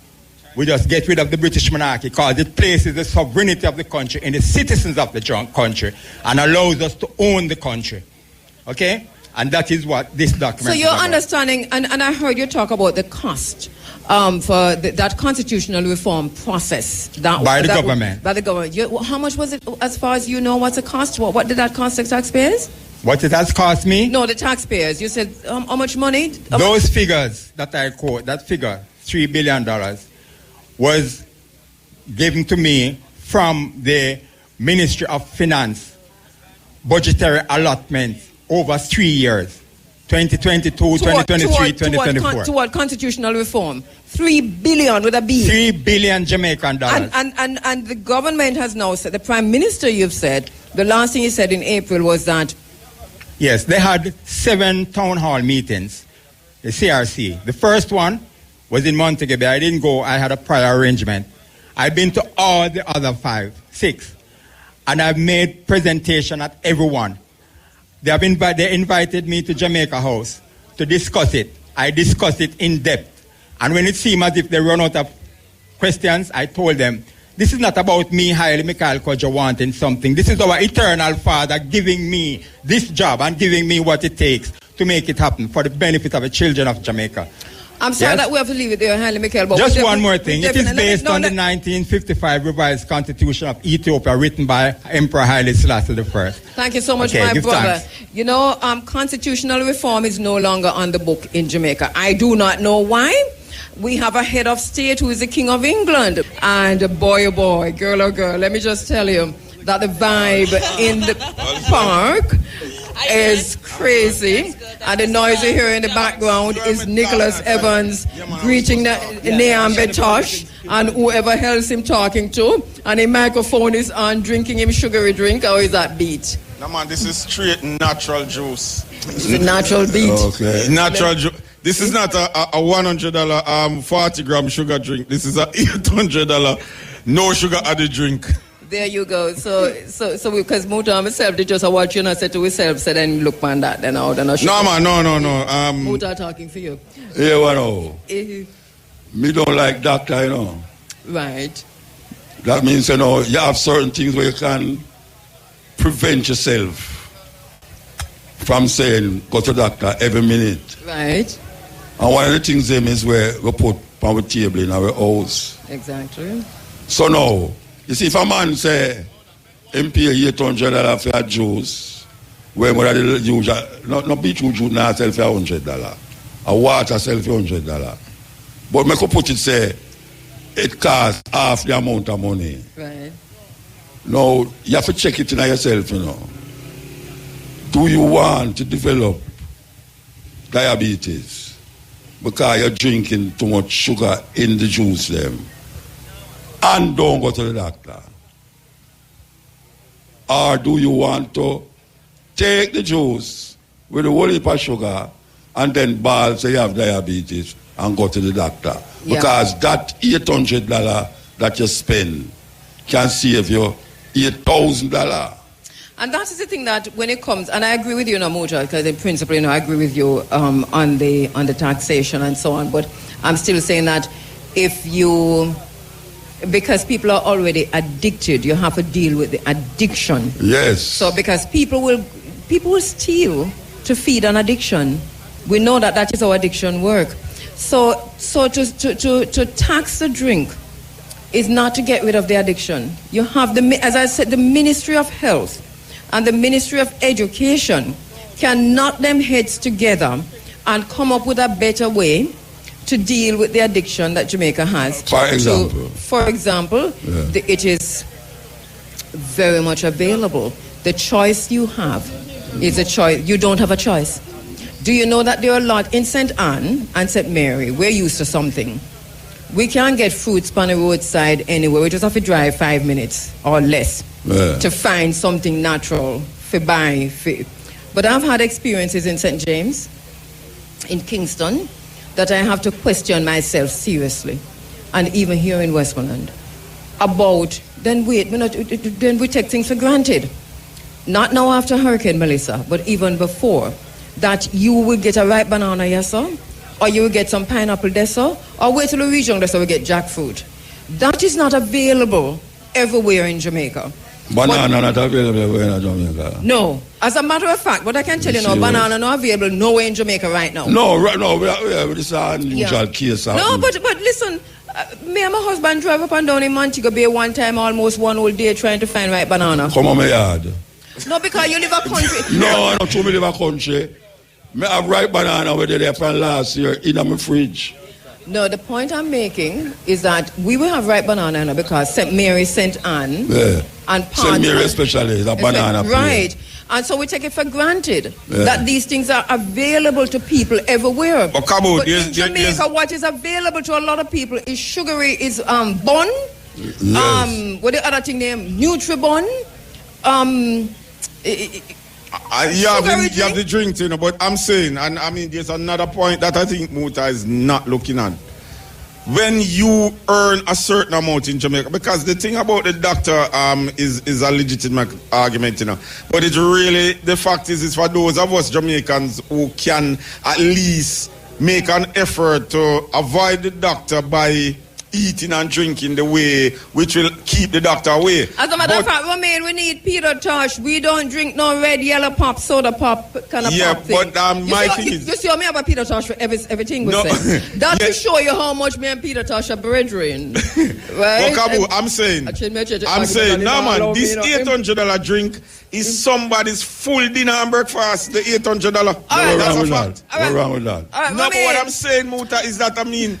To believe that the average kid can go buy a solid juice, no sugary drink for $800. It does not. Some of them can't go to school. How much your mother have to carry go to doctor go spend? That's why they come to the hospital for 3 days and can't see nobody because she can't carry go to doctor. She don't have it. Who is that standing beside you? The daughter of Peter Tosh. How you doing there, Amber, my sister? I'm doing well, of course. I see you. Yeah. Yeah, I'm going to sweeten our drink with liquor greens. Right up on this time. 9 o'clock. And we just had to take a little bit of the soda pop thing before we go to Nyambe. Romaine is at the turntable. Shane Clark is in the house, in the studios at Irie FM, and the entire team is on the ground here. Ready for it, Romaine? We'll take man, don't drink no yellow, red, soda pop. You know what you say? All of the food them were white. All right, so when I have that. A poison. Yes. Eh? Yes. No, think about it. No, I don't have to think about it. Granulated sugar, white flour. Yes. Salt. Yes. I mean, no, all the people Irish don't. potato. All the people don't have the knowledge. But I think you should have said sodium chloride instead of salt, you know. What is this man? No, mommy, I tell you. Muta. We can take a look at it. All right. I could say, you have a salt name, Borgol. I have a salt name, salt. Black salt. And but you call all of them salt there, but you are going to tell me, say, but those salt is too expensive. I mean, I said to you now. No. We're not talking about the expense, no. We're talking about what is good and what is not. We want to come back to the conversation, but we're going to take a little bit of the Peter Tosh. Soda pop? Yeah, me know the show, man. Hey, Naomi, I mean, Nyambe, how you doing, my sister? I'm very well. How are you? I am well, thank you. Looking really good as usual, Nyambe. Thank you so much, along with the family, Dave and Steve and we see Michelle, Amber. Big up yourself. Yeah, but we not see Dave from morning. He's around. I just know Dave's head cook and bottle washer. All right, Dave, check where we need to talk. And Steve, Dave is doing just that. He's cooking and washing the bottles. Now, but, you know, so many times your name called for morning because Nicholas is ensuring that what you said to us last month, 4 months ago, yes, in terms of what the plans are, that's before Hurricane Melissa. Holding her to it. Yeah, you don't have to hold me to it. I live it. Exactly. And just to reiterate a bit, because this was before Hurricane Melissa, and now here we are, 4 months after, and it is clear the damage, it is clear the destruction that took place in Westmoreland, and we're looking even in this space, which is a memorial park, at how this place has been ravaged, but still we see that it's coming back. The house, for example, is obviously almost fully destroyed. Talk to us about not just here, but the general damage that you're seeing in the community and your thinking now within the context of what you said last time. Definitely. I actually came for the first time a couple of weeks ago and did a tour of the community with Food for the Poor and the community center, the Benevolent Society, also the Bluefields Basic School, and wanted to truly understand, because I think, you know, much people coming from Kingston and the places that weren't impacted, they don't really have a full understanding of the devastation. So right now there's still no power in this community. Yes, we have a nice event happening and it's running off a generator, but there is still no electricity. The water pressure is extremely low, so a lot of homes don't have any water or any power. But then also over 50% of the homes have been completely demolished.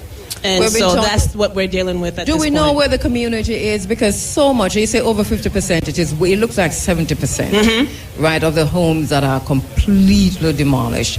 And one of the questions we asked as we were coming in yesterday, my husband and myself, is where have the community gone? And will they be able to come back? Do we have any idea where our community is? I know that many of the community members have stayed. They're living in makeshift homes. They're living, 4, 7, 10 people in one small structure, just surviving. But there's a resiliency here. There's one thing that's special about the Belmont Bluefields community is that community focus. And you feel it because you see people helping out one another. You see people coming together to help rebuild, and that's where the focus is. Once you have life, there's always an opportunity to rebuild, and that energy is very much here in Belmont. It's interesting, Naomi, that the last time you were here, you said the vision for this place is to build out from here a Peter Tosh land that would involve and incorporate the community and how to integrate that. How is this vision being impacted or promulgated as a result of the hurricane? What are you seeing now? It was interesting that right after the hurricane, the devastation was just exorbitant. And the footage started to come out. You'd see all the devastation. But one thing that was still standing almost untouched was the mausoleum here on the property. And for me, that was a spiritual message that says Peter Tosh Town is meant to be. It already is. And it will continue to grow and rebuild. So what hasn't... there's things that obviously need to change in the community. There's things that we have to do better. We have to think more strategic. We have to make sure we're building with a sense of sustainability and create sustainable systems that people can thrive off of and create economic opportunity from. So the mission hasn't changed. It hasn't shifted. In fact, this has brought more people together and more community members together to do the work. I'm so happy to hear that. Yes, Nick? Yes, I want to ask, you mentioned about benevolent society and other persons, you know, like you met with our tour with. Yes, the mission hasn't changed, the vision hasn't changed. Is there any activation happening right now as we speak to move in the direction that you really wanted to reach? Yes, we were able, since October, we were able to raise enough money, donations, to give the Benevolent Society $165,000. We gave the Belmont Academy. That's US or Jamaican dollars? This is Jamaican. The same, and the basic school, which lost its roof and everything. Inside, we were able to raise over $375,000 to help with the rebuilding efforts. They're now just almost finishing their roof. We're hoping to be able to open doors soon so the children have a place to learn, because learning isn't being impacted. But there's a lot of people stepping in. We have TJ, which is standing right next to me, from the JawWorks organization, and there's so many other organizations that's coming together to do the work. So it's coming together. It's step by step, and the energy of the community kind of feeds the process. It's a positive movement. All right, you mentioned TJ just now. I met him last night, and somebody introduced me to him, telling me about his work. So I just want to hear from him. TJ, welcome to the ears of IRI FM, the world's first reggae radio. Yes. And you are in the midst of legend. I'm saying this to you because, you know, just in case you didn't know, that's Muta Baruka, legend in his time. Kamu Mad Keru, legend in her time. So I want to ask, you know, what is your mission here? Because I understand you have been going around Belmont and, you know, you came down with a team and you have been working hard to assist the people of Belmont. Yes, thank you. We've been in this community over 20 years now. We've helped a lot of people before the storm. We've in water catchment systems, help with education, some scholarships, things like that. But since the storm, we've been trying to partner with Nyambi, the Peter Tosh Foundation, work on some of the same projects and kind of help each other out. We were able to raise a lot of funds after the storm. Even before the storm, we raised enough to get a generator at the community center down here, so they would at least have a way to have power. We've worked at the Belmont Academy. We helped them put the roof on the basic school up there, working with some local business owners, trying to get them their tools back that they may have lost, things like that, just trying to help the community. What's the major goal? Do you have like a project in sight that you want to accomplish? And if so, how far are you from accomplishing that? Yes, so the one we're, like I said, currently working on is the basic school roof, which they just have to put the electrical in, and then they can pour concrete. We went back with the concrete roof, so it would hopefully last.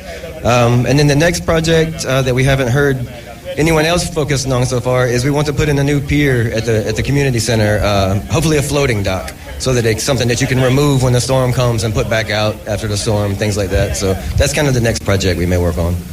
Okay, thank you, Versh. All right, and you mentioned schools, and this is interesting, Muta, because one of the things that we're hearing a lot about, especially Westmoreland, St. Elizabeth, and parts of St. James, is what happened to schools in these areas, and that even now there are some schools that are not fully operational. There are some schools and some shelters. Are there? I think they said the last one. Well, I think I don't. It was in the news about removing persons from Petersfield. But some schools, serving as shelters for such a long time. Do we know Naomi? Sorry, Niambe. I mean, this is a new name I have for you. I'm not quite sure why. There you go, Miss Tosh, Niambe Tosh. Do we know what's happening with the schools in the area? We were expecting, and I think he might still come. Principal of the Belmont Academy, Rayon Simpson. I've been talking to him. I was talking to him last night. He said he would come. He'd probably be a little bit late because he had a function last night. But do we know what's happening with the schools in the area?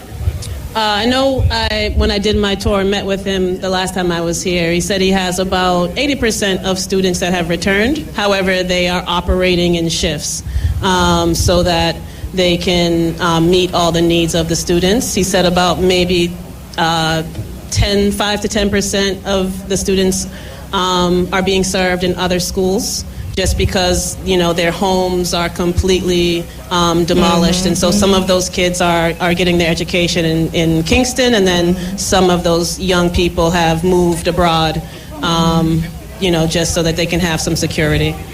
So there's so much to be done in these communities, which is one of the reasons, Muta, that we have been saying that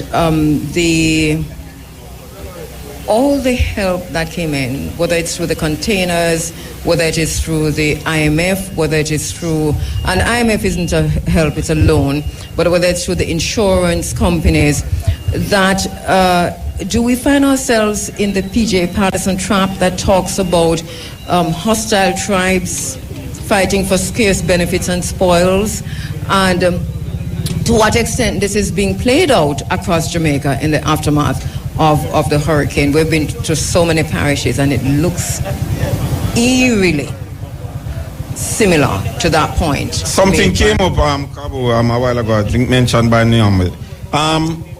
The displacements of families. You have your good family, probably 4 or 5 of you living in the same home, having dinner together and all of that. No, you don't have a home. 2 gone off to Kingston to live with auntie, 1 gone a foreign to uncle, and this family structure is no longer in place. I mean, for this family who was going well, go to school. So even as we talk about community, we're talking about each family, the ability of the family and the capacity of the family to survive together. This is something, I know I do have to take a break. I want to hear from the community, whether you're gathering here from Westmoreland or you're coming in from out of town, because we're doing this in the name of Peter Tosh, 50 years of Legalize It. So there are just so many different areas to focus on, but at the same time to hear from each person, or as many persons as possible, that we can hear from today. I know that right just so under the tent, we've got a few. So Nick, maybe we'll just hear from some of our brothers and sisters. How are you doing, my brother? Not too bad. Where are you coming from? I'm coming from Savlama, a place they call Russia. How are things in Russia? Why, very bad, because... Stand this way for me, please. Well, I'm going to tell you a history about the storm and the shelter where they say they have inside.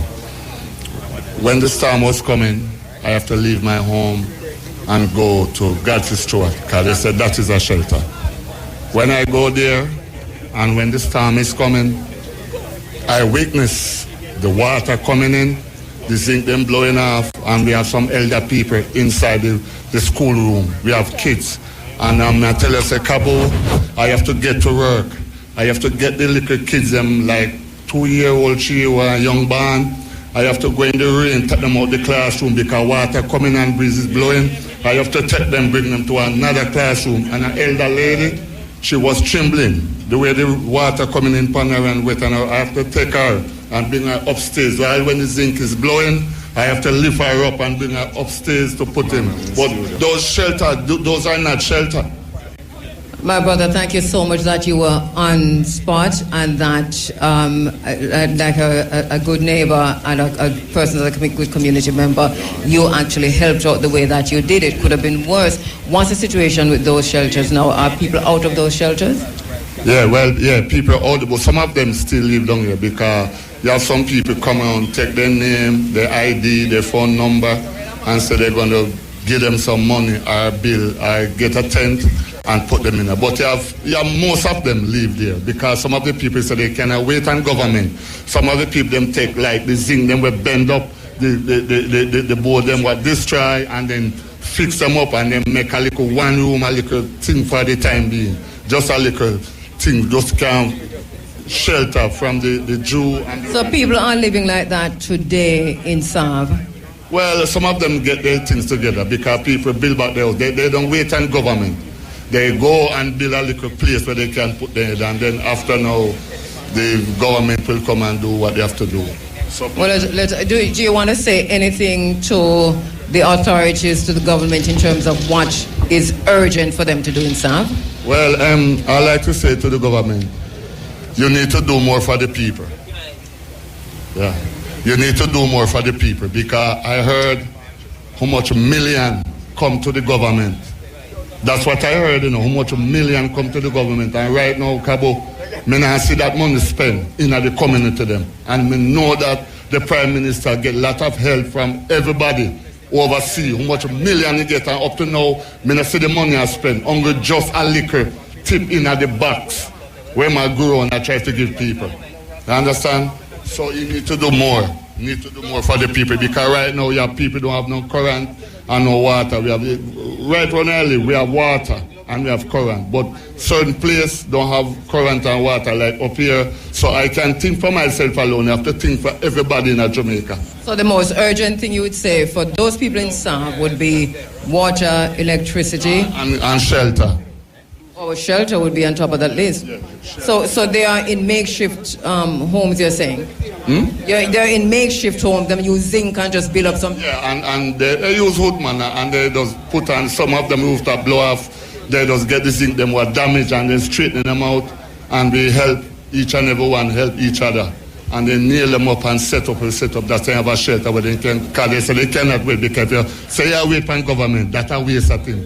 Waste of time, sorry. That is waste of time. You can't sit down and wait for government. You cannot do that. You have to do things for yourself. Because most of the time government fail us.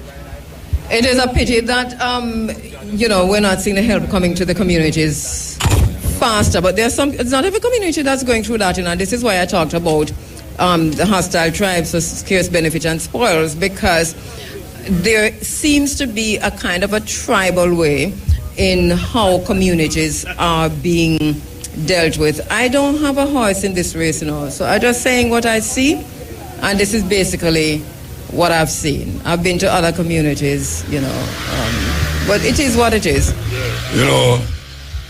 It's amazing that whether on the radio or you just interview people all over, everybody that I hear talk say them don't think the government are doing enough. And them know that the government can do more. Because the budget talk about $1 million. It's not million budget. It's billions of dollars them get. From places where they never even know so they give them money. You understand? So it's amazing that I don't find nobody up to now. All the people whom I talk to. I say, boy, I'm in love with the government are doing. The reason for that, I think, Muja, is that there are some communities that are, they are getting help. And they are seeing the help. The people who are complaining, you would understand that these would be saying that the people who need help, they're the ones who are actually complaining. So I suppose it's a bit skewed because we're not hearing from the people who are literally getting help. We're hearing from the people who are still struggling. And we're hearing mainly from the people who are struggling not necessarily with electricity and water, but with shelter. So when somebody is without a roof over your head, like places in Santa Cruz, off Santa Cruz in St. Elizabeth, and not town Santa Cruz, but off. Our friend Joy Morgan. I mean, she's in that area. and I speak with her once a week at least. And what she's seeing in that area, she's at her wit's end in terms of the lack of help. Not for Santa Cruz town, because she points that out to me, but the communities of Santa Cruz. That is St. Elizabeth. The people who are suffering because they do not have a roof over their head. We're concerned not just for the fact that they don't have no shelter, but on top of that, they're also hungry. And this is what we're getting from those communities. Here in Westmoreland, and we have come to this place, and we were just saying to Niambe, where are the people? Because we were just here 4 months ago, and just driving through the areas where there used to be a whole lot of homes, a whole lot of houses. Yeah. They are not there. Where are the people? We're hearing that families are separated. Families are separated. Yeah. When families are separated in a disaster, it's very difficult to rebuild communities that way, And I suppose these are some of the things. And Kabul, that in itself is another disaster. That in itself is another disaster. I mean, you live with your mother and father, and come Sunday you're getting a nice dinner, probably 3 different protein type, some vegetable on the side, probably some soursop juice, whether they use milk or they just do it straight. But the family, and you look forward to things on your family. I go home with homework, and mommy and daddy are going to help me, our big sister, our big brother are going to help me, and me have GSAT to come up or whatever it is, pep or whatever. You know the structure. You probably plan to go Disneyland or somewhere, go Rebel Salute. But Nick, the bottom line of all of that is to say that communities are devastated on the backside of this. And see what we're looking at, 4 months out, October, is it 4 months out? We've gone 4 months yet? No, right, I mean... Yeah, 4 months. 4 months. In next week, it will be 4 full months. And I suppose what is setting in is the apathy, is the anger too. That we're getting from some people. But at the same time, we're hearing that people are working together. Communities are working together. People helping people. I see a young lady behind her. She's shaking her head. Everything we say, how you do, my sister? Talk. How you... I'm Violet Thompson from McAlpine District. The government needs to send people in the community off the main to assist the people them in the hills. The people them that get little assistance is private people who pass on the main. But the people them that off the main, they don't get any help. The tarpaulin that they hand out, tear, weird out. When the rain fall, the same people wet up. The bed wet. The kids them torment. The government need to do more to the community. This is happening even now? Yes, miss. There's a lot of community need help. I'm from McAlpine, and from the hurricane, maybe if I see 6 people come up there to handle anything up there. And these 6 people, are they government people or people who are just assistant? No, they are private people. I can remember Miss Kitty, and I can remember some people from Darliston. I don't know if they are completely from Darliston, but I can remember them. And I see 2 different trucks, one from Kingston, and I think one was from... I don't remember where that one from, but we have neither road, nor water, nor light, nothing done to McAlpine District, which is in Westmoreland. And the houses, people have lost houses there, lose their roof. All the houses in McAlpine damaged, some demolished, and there is no help, no assistance to McAlpine people house. Not McAlpine alone. All about where we go and see the community and destroy, there is no help. And the next thing I think the government should do, the $20,000 that he's telling people to go and register a certain place. You can't expect, say, he gonna give away $20,000 into a community and people must go and register. You're gonna expect everybody gonna be there. And when everybody gonna be there, millions, thousands of people. I saw that. He need to go into the community, send the people them into the community and register the people them that they can get assistance to the $20,000. And there's a lot of people in different communities where houses don't register. Their houses demolished and they don't register. There's old people who can't walk. Some don't have any TRN, some don't have any ID. And when the people at the NIS come out, they said, there is no What about the member? Who's a member of parliament? Cabo, I don't think the member of parliament doesn't have any thing or any control in that. That's a Ministry of Labour thing, and it's not just straightforward. But who is the member of parliament? The member of parliament is Mr. Dayton Campbell, and for this area, and the council is Mr. Jackson.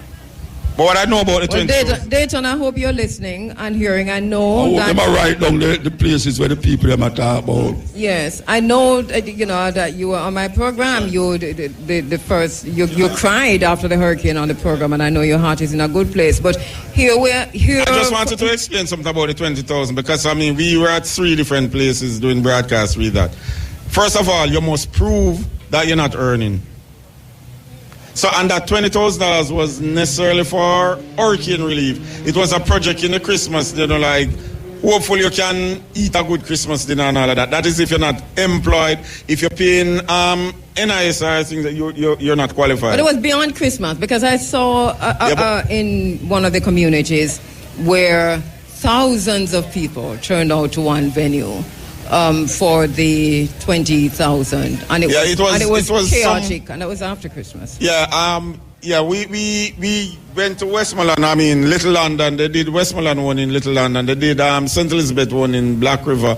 Yeah, thousands of people turn out, but many people turn out to learn that they're not qualified because once you are earning, you're not qualified. So Nick, all right. So you can explain that to us as a journalist and somebody who is also in a managerial position at IRFM.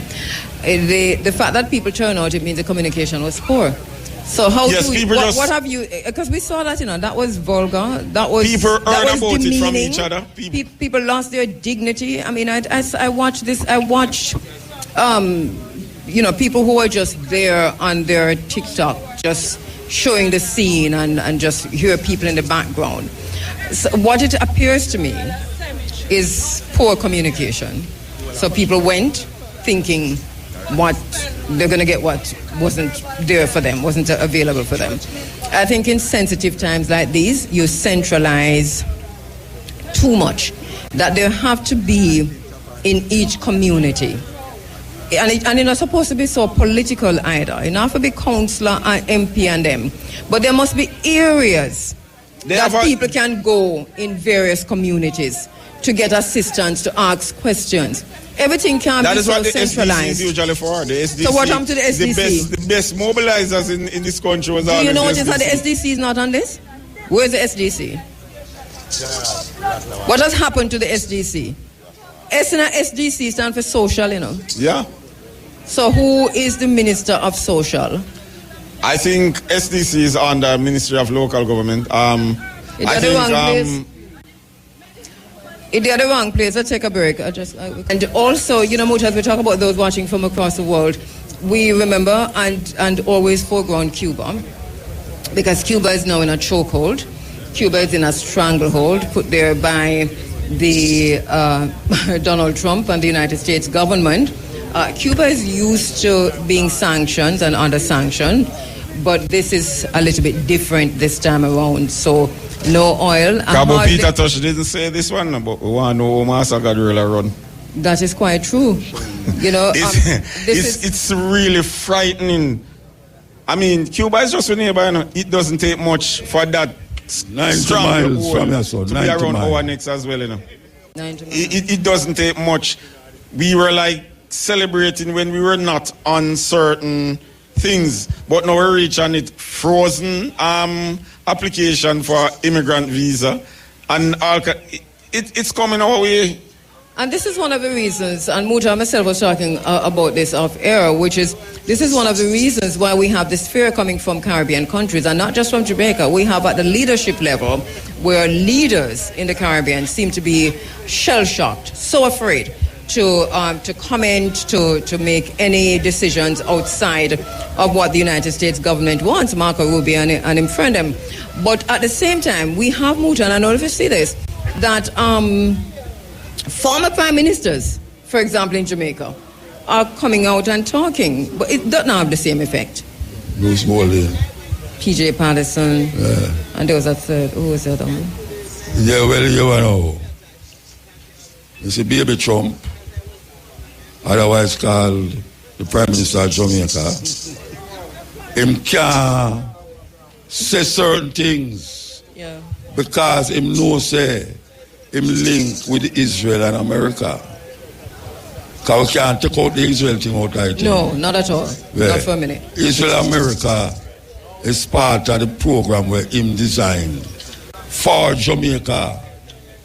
So when you hear people say, Jamaica must say this and Jamaica must say that, him now go say nothing. As a matter of fact, the Prime Minister said, and this is what people are ignoring, he said Jamaica, meaning his government, made a decision a long time ago, before we even started talking about whether or not the government has a choice. And you can see through the actions of Jamaica. So we have to listen to what they're doing and not so much what they're saying. Because he said, listen, so we made that decision and now we see the action. And the action is really to side with the United States on every decision made by Marco Rubio and J.D. Vance. But there's also a level of fear, though. This is the thing that there's a level of fear. Where the people say, why in the interest of the Jamaican citizens, they have to use diplomacy. I mean, how much diplomacy? Remember when South Africa did it on the map, and we African people resent that and say, no, we will never have nothing to bargain with. The Jamaica say, no to apartheid. Muta, a lot of that was led. Obviously, politicians were involved, but a lot of that was led by people like yourself. It was in the industry, the entertainment industry, the music industry, the artists, the poets. The music and all these things. Yes. But that is absent now. No, what has happened? It's absent now. So we realize now, say, where we're living in now is a fear factor by these people now who run the place. To feel like, say, them can't do nothing about it, or else the Jamaican people are going to feel it like how them say now, Cuba feel it. And you know, say Russia are intervening at that. I don't know if you hear about it. I heard, and I know also that Mexico has sent 2 ships already in terms of sending oil. Russia, we heard sending oil. We heard China is also going to be sending oil. But we want to know what has actually happened. We know for sure that Mexico did. What can Jamaica do? Because we have direct flights that are still going to Cuba. Can we send over-the-counter drugs, for example? Cuba... hospitals are affected. Garbage is piling up because the garbage trucks cannot collect the rubbish. I know that people we see where they're making tricycles now and moving around with that. Cuba is in darkness, but there is an urgency because it is genocide that is being forced upon Cuba right in front of our eyes. We don't know what's happening in the hospitals. We don't know what's happening to pregnant mothers. A lot of information that we should be able to get out of Cuba we're not getting. We should be there as journalists because we can still take a plane to go to... Nick, why IRFM not in Cuba? We'll discuss it. Okay. Them to have the money. Me and Muta will go. We'll go, won't we? Yeah. Me and Muta will go. Of course. I don't want to go from the other day when they talk about Ganja take over Haiti. And we know so no Ganja take over Haiti. Exactly. That's another situation. And then so the man send soldiers go down Haiti to kill the gang them. I know say, trust me, them could have killed a more. Them now go damn the spirit of the Haiti. You cannot kill the revolution, no matter how. So really and true. Them try to kill Castro 60 at time or more. And him dead pan him bed. At 90 years old. Peacefully and sleep. And Cuba will survive, but then we also, because listen, Haiti went through all of that and still going through that. This is in the region, just next door to us, just across the waters, Haiti. And then, just over the other side, Cuba. What makes us so different? Yeah. Why do we think that we're so special? But we're seeing it, Cabo. We're seeing it. We are appearing on the list now, and so all of those people whose mother and cousin and uncle and whoever was filing for them, that frozen right now. So you're grounded right now. What is going to be the position? What next? And I don't think the world has ever seen it like this till now. It's not only Jamaica. Europeans, all kind of countries are afraid to speak out. A lot of countries, superpowers, mighty powers are silent. But you still have a so-called global south who are banding together and coming together in a way that we have never seen before, which is ushering in what Markan is jumping on, which is the so-called New World Order, which is a digital dystopia, which is technocracy and transhumanism. But it is going to happen. And we see China emerging as the new leader of this New World Order. So that is happening one way or the other. It's just that we find ourselves as a nation on the wrong side of history. Jamaica find ourselves on the wrong side of history, where we go from here, whether KSR community, whether slaves or free men or free people, depend on the action that we continue to take. And anyway. It's like what we are talking about now. You see, if certain things happen, they must say why. You see, the one when they moved and the one when they Cabo, and them cause them thing there, This is why I shut up. That's exactly why I said, let me just leave it there, because... Not shutting up. Yeah, that is what they want. Because too much of it gone, come dead for this. See it? And certain things still not change. And now we're in a situation where we can't change the thing. We still make a shut up business that go on now. See it?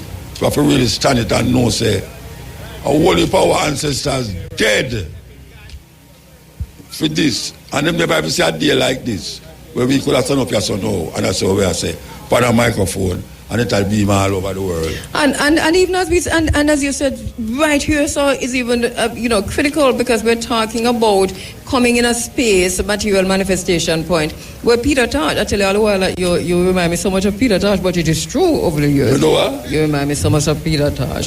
But yeah, you do. Maybe that's how we always book up yourself. That's why we book up at the tomb all the while.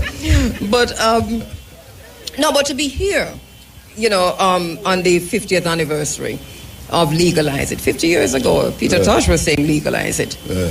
I mean, even that was radical. It come like but lashing feet out of half a tree. I mean, Buckingham Palace. Come on and play that yet. Light up your spliff. Make a bonnet in a Buckingham Palace.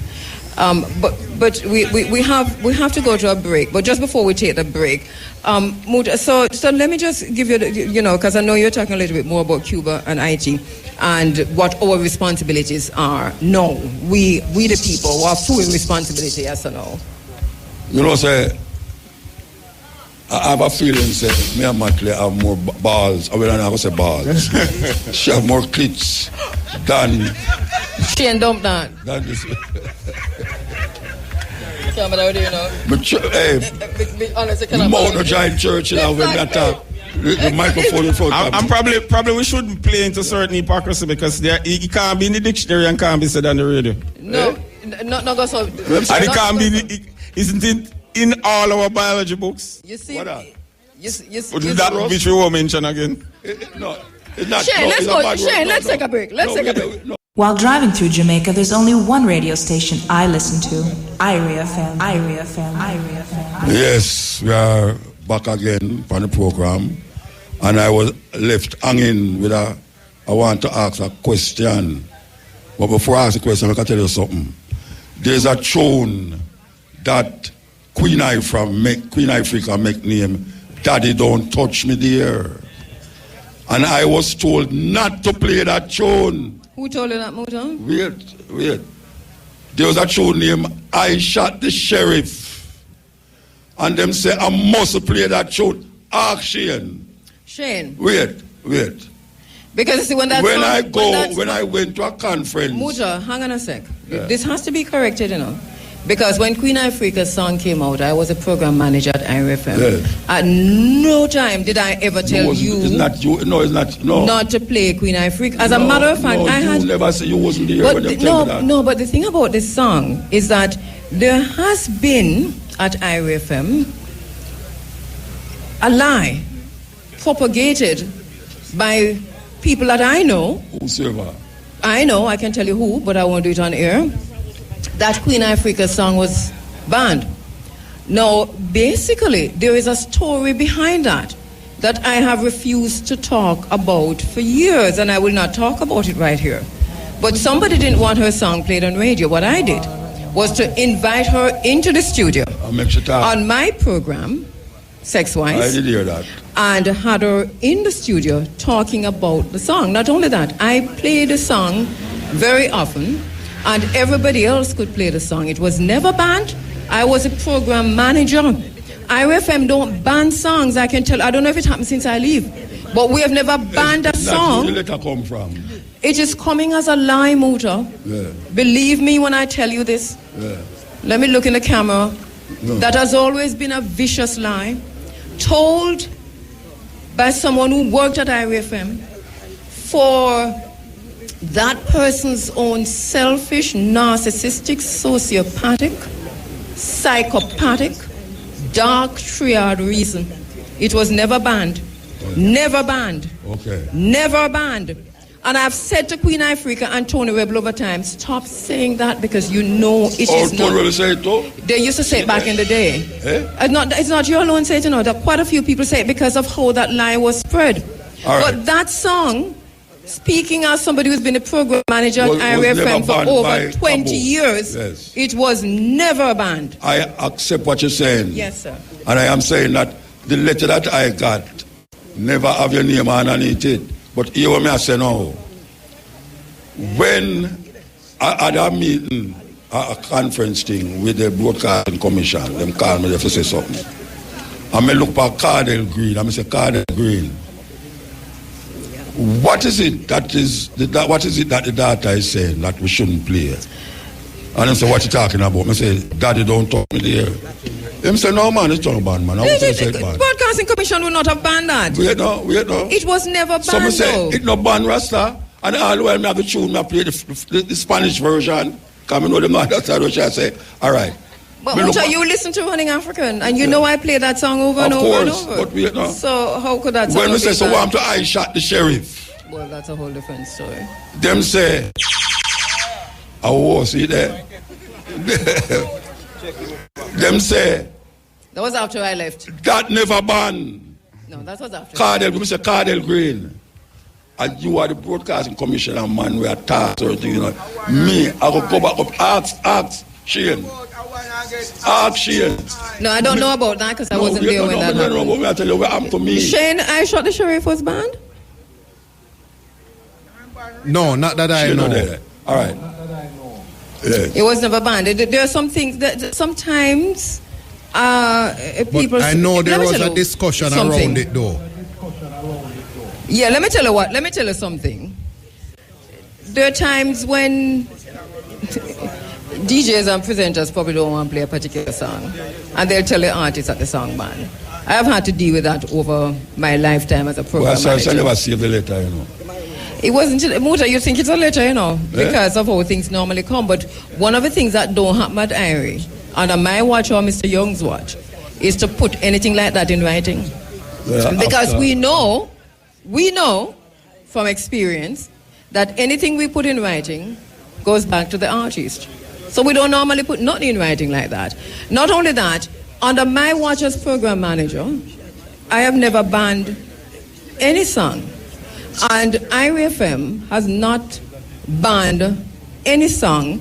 What happened is that the Broadcasting Commission will say to the station, we got a complaint about a song, please send that song in so that we can listen to it. So that once a song is gone into the Broadcasting Commission so that they can vet it to see if it's against any breach of IRFM's license, then we will say to the presenter, not to the whole staff, but to the presenter or the DJ, The Broadcasting Commission wrote to us about a song you played. They are vetting it. In the meantime, you might want to hold off playing it until we hear back. 95% of the time, the Broadcasting Commission write back and say, nothing is wrong. So we say, nothing is wrong. If the Broadcasting Commission says that there is something wrong with the song, we put on our good shoes, our good clothes, and we go up to the Broadcasting Commission. And talk to them. And we refute that. Yes. We just like Anthony B. song. Fire Upon Rome. Fire Upon Rome is the only song that the Broadcasting Commission stood up and said, you cannot play it. Under my watch, the only song I know that them say you can't play it on the radio was Anthony B.'s Fire Upon Rome. I know, say, after me, so I can't play it. Chuck Fender too. I never play it, I Gash them and light them. As a poet, I read the words. Gash them and light them. Yeah. Yes, was another one. That's true. I don't want to get the thing out of my head. Where that's about. Yeah. I just make a statement a while ago. And I use a word. And the man say, everybody open out them eye. Why? But it was a joke, though. Why I cannot say that? But it was a joke, though, Muta. People were joking. People were joking. Yeah, because him say, him. No, he was backing it. That is it. Me no know. You need to put a headset. I was the one backing you. Says in the dictionary. I'm saying it is in the dictionary. Yeah, in the dictionary. Yeah, I'm saying it's in the dictionary. Nothing is wrong with it. So you're applying for the wrong one. I was the one who said Shane dumped that, and I was joking because. I'm joking. So before you crucify me, I was the one. All right, I apologize. Yeah, man. But I am saying no. If I talk about something pertaining to a woman, I say clitoris. And everybody won't know them eye. But Muta, you're standing beside somebody who hosted a program named Sex Wise long before people were talking about sex on the radio. You're not supposed to say sex on the radio. But remember that I came under a lot of pressure for talking about the clitoris. Remember, we even wrote a poem about that. And remember, there was a caller who called in and said, Doctor, how do I find it? Do I need... the caller said, Doctor, do I need a flashlight? Yeah. And that became a big thing. That is in my poetry book. All right. So to show you exactly. Deeper thing now than the clitoris, sorry. I am going to say it plain. Shane, stand by. Red button. No, Shane can't cut it, Rasta. No, not to cut it, but to dump it. All right, you me say now. Yeah. Jamaican man have a way to tell a next man say he must go suck him mother. Dump that, Shane. No. Yes, if I say dump it, them know what me say. All right. So because there's a way we say this now. We say SYM. Don't make me lose my track. No, Muta, we say SYM so that you can continue. Don't make me lose my head. Because it's still a commercial station. You know where I say. So we say SYM. Up to last man tell me that. Not tell me when me have to tell me. Call him and say, Bridget, you never suck your mother yet. SYM. Look here, dump that again, Shane. No, man. And I don't work at IRA anymore. I mean, I'm only there on a Sunday. All right, keep SYM. Keep. The people that move there also know what me I say. Me say, you know, say, 4 years me I suck my mother. I mean, never see nothing wrong with it. All right, so I understand. So you know, I don't know one day. No. I mean, Shane already. No. Hold on, don't get me wrong. You know, Shane already knows. For dump it. And listen, I don't. You're a manager at IRI. I am just a former managing. I don't want a man. I'm just a former. Feel say everything a man say against woman. I make it feel like say it's a terrible thing. He must say because if you take resentment to it, you sure say it's a bad word. No, and it's not resentment, you know. It has to do with the time of day. That's certain because when you have children listening, for example, and it's not that you can't say on the radio. It is that the way our radio is configured. Yeah. It just, hear that, Shane? Don't dump me. No, at 1 o'clock. No, so let's be very serious about this, because as I'm saying, I don't work at IRFM anymore as a program manager, but I know enough to say that there's certain language that we use, that there's a watershed area, right? Yes, watershed time. Yes. That you say between 6 a.m. and 2 p.m., between 2 p.m. and 9 p.m., between 9 p.m. and back again at 2 p.m. So this is what I am mindful of, even as I stand beside even a similar way where alcohol and stuff, we can't broadcast it, we can promote them before, I think, 11 a.m., 11, 12. So, I mean... You know what Jamaican people? I am also mindful... You know what Jamaican people? Them use obia to say a bad thing. You ever hear them say that? Yeah, man. There was a debate, and most of the reggae artists, when they sing about obia, them see that a negative thing. No, I know see obia as a negative thing. You know, see, and as a matter of fact, it's in the dictionary too. So what may I say now? May I say, there is certain things that I create that eventually become bad word. You know, see, and that is what is happening to these words and these sayings where we say to one another that true it's in a certain negative way. Because we can use some words. You know, someone win a lottery and them say BC win. No, but they have that on the internet too, you know. The way how that particular word is used. How no, it sound, you know, but you can't say when it's a good thing, when it's a bad thing. I mean, they have the different sounds. Yeah, so if me say BC win the lottery, it's all right for saying. Not on the radio, but you know that me I say. When it is okay to say it on the radio is when you are talking about South Africa and you have to say that the South Africa has the Lebombo Mountains, or when you say that and the Lebombo women are the first women of mathematics. This is a word that we know exists, and we are fighting for that word to be liberated because that word in Jamaica has been criminalized. Yes. So we ask, what happened to the Lebombo Mountains? What happened to the Lebombo women who were the first women of mathematics? In Belgium, there's a festival in Belgium. Big when you're going at the stadium. See the man we know me I talk about it. It's the BC Festival. That's right, I know of a festival, and remember, even as we come from Peter Tosh Memorial Gardens, where this is ground zero to talk about a word like that. See, it's a ranch shirt there right beside you. Come on. Right, exactly. Right, but as you know, this program, the Africa Forum, there's hardly a Sunday where we not talk about this word because we think that this word must be liberated. BC. Yeah, because we think the word must be liberated. And one of the things that I have been doing on the Africa Forum for the last 10 years is to try to liberate this word by saying I've even linked with people from South Africa who are reporting back to me from the Lebombo Mountains. Not only that, what I've said for the last 10 years is that if our children knew that we were the first developers of mathematics, and this is not science fiction, this is the truth. And see the university lecturer, Nadi made it. This is the truth of science. This is exactly the truth. That mathematics, as far back as you can go to who first developed mathematics, you can go only as far as the Lebombo women. They have not gone beyond that. There might be a time when they will go beyond that, and that's fine. But for now, the women of the Lebombo Mountains, they use the baboon fibula to calculate their monthly periods on that and to work out a mathematical formula.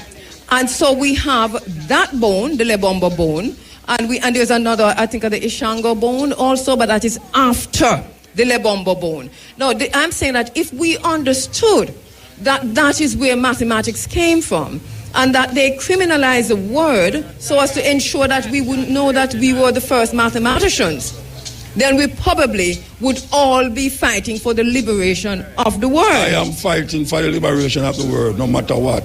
Yes, I agree. I can say it, and remember, so ratted with the radio, you know. I may apologize. But remember also that until you start saying ratted on radio, nobody was saying ratted. Nobody could say that.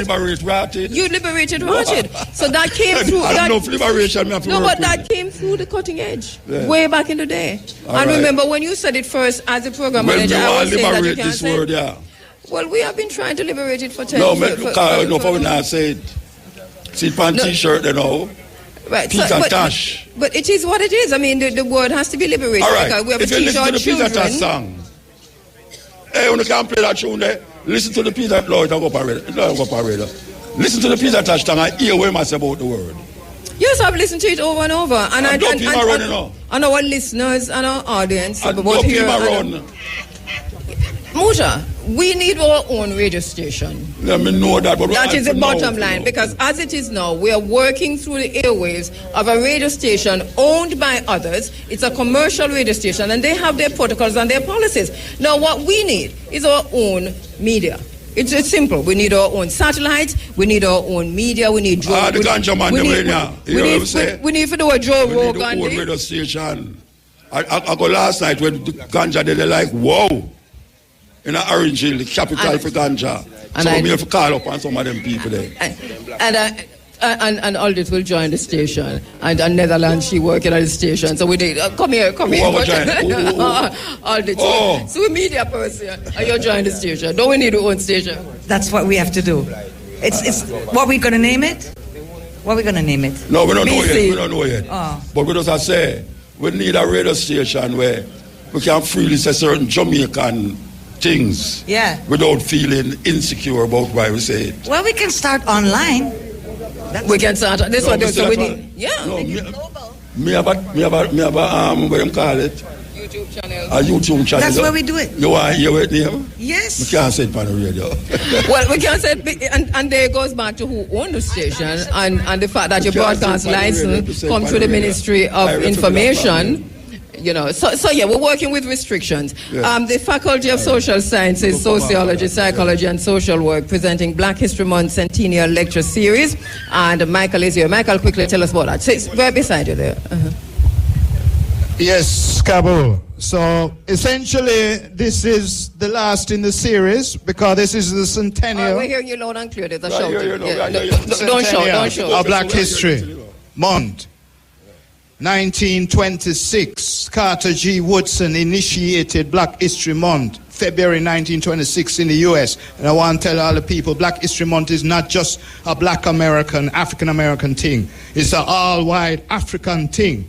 So long as you're Black, you're African, you're supposed to be interested in Black History Month. Michael, I'm sorry to cut Very quickly, yes, the Forum, Malefi, Kete, Asante, the founder of the Afrocentric paradigm, is being flown out of Philadelphia, Temple University.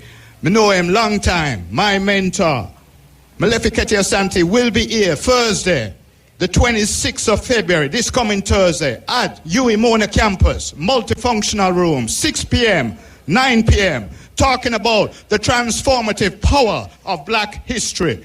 And that is how we are going to seal up Black History Month over at UWI, courtesy of me and 1 and 2 colleagues in the department. Malefi Kete Asante. So this is going to be on Thursday. That's Thursday coming? Is it Thursday coming?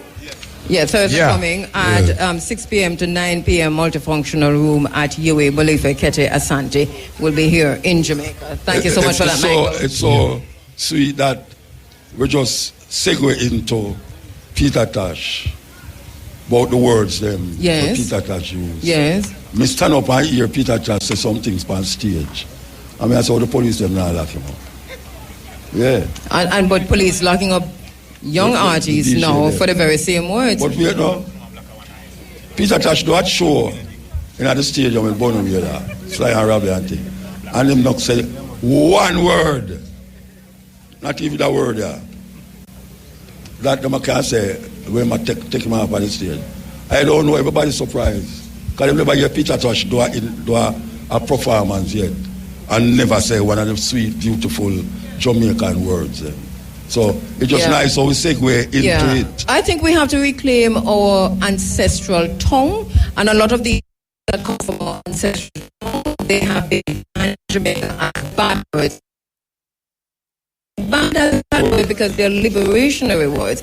And if for a minute we were saying these words, we would have been liberated even by understanding through our own mother tongue what the word mean. So we have so this is one cross my mind. You know, say a man buck him to him say Jesus Christ. And I have no relevance him to you know. But him say Jesus Christ. You know, say a man a picnic do something wrong. And say, boy, I'm going to kill you, know. Jesus Christ, look how you show me things. A different way, I'm with lottery, you know. If you go up in the church and me go up in you couldn't say Jesus Christ, like that is taking the Lord's name in vain. And that may come to. Okay. Say, when a man win all the lottery, and say, Jesus Christ, I win the lottery. I the same way them use that word, I know. I the same way. That word, that means this word was if this word is not a criminalized. legal word, and it can be used in many ways. It was them should have banned Jesus Christ. Muta, this word has been deliberately criminalized because it is a word that will liberate our brains from dunceness. Yes. It was a word that teaches that we are mathematicians, that we developed mathematics. That is why it banned. But if we take a plane right now and go South Africa and drive towards the Lebombo Mountain, it is the same word. So when did it change from leaving South Africa to here? So I think we have a responsibility to liberate all of the word. Kuno, muno. I mean, all of the Bantu words that we have lost or that they have criminalized, and it's not that one or two. Anyway, we're literally out of time. And let me just say thanks. Normally we go on and ask if you have anybody to say hello to. I would never do that. Nick, just can you... Anybody want to say hello to anyone quickly for a minute?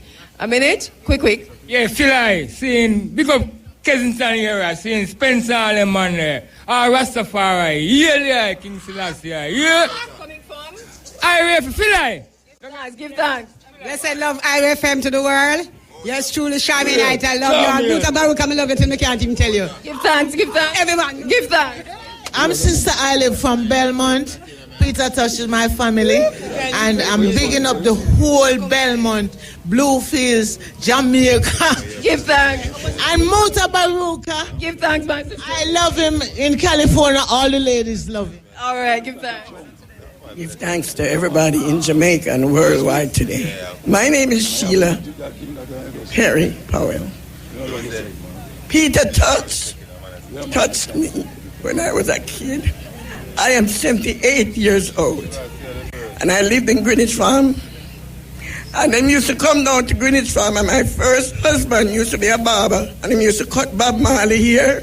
He used to cut Peter Tosh here, flat top, who cut, and the Mighty Diamond them, and the tight foot pants. And I'm still alive today, and I big it up for all of Peter Tosh and his family. Give thanks, because he always respect me. The last concert I was in New York at the Beacon Theater with him, they mash up the concert circuit up the big boy, fire gunshot. Everybody have to run out and get chopped up. Remind us of your name. My name is Sheila Perry Powell. Give thanks, my sister. Give thanks. 53 years, and I love Peter Tosh from my youth till now. Give thanks. Yes, morning. Big up my wife, Christine in McAlpine, and my mother, Nelsie Duane, and all my brothers and sisters. Coming from you, and otherwise known as Bob. Big up yourself to Kabu. I listen to your program every Sunday. That's why I'm here too. Give thanks. Give thanks. Yeah, respect Sister Kabo. Just a minute. Yeah, respect Sister Kabo. My respect, Mama Love.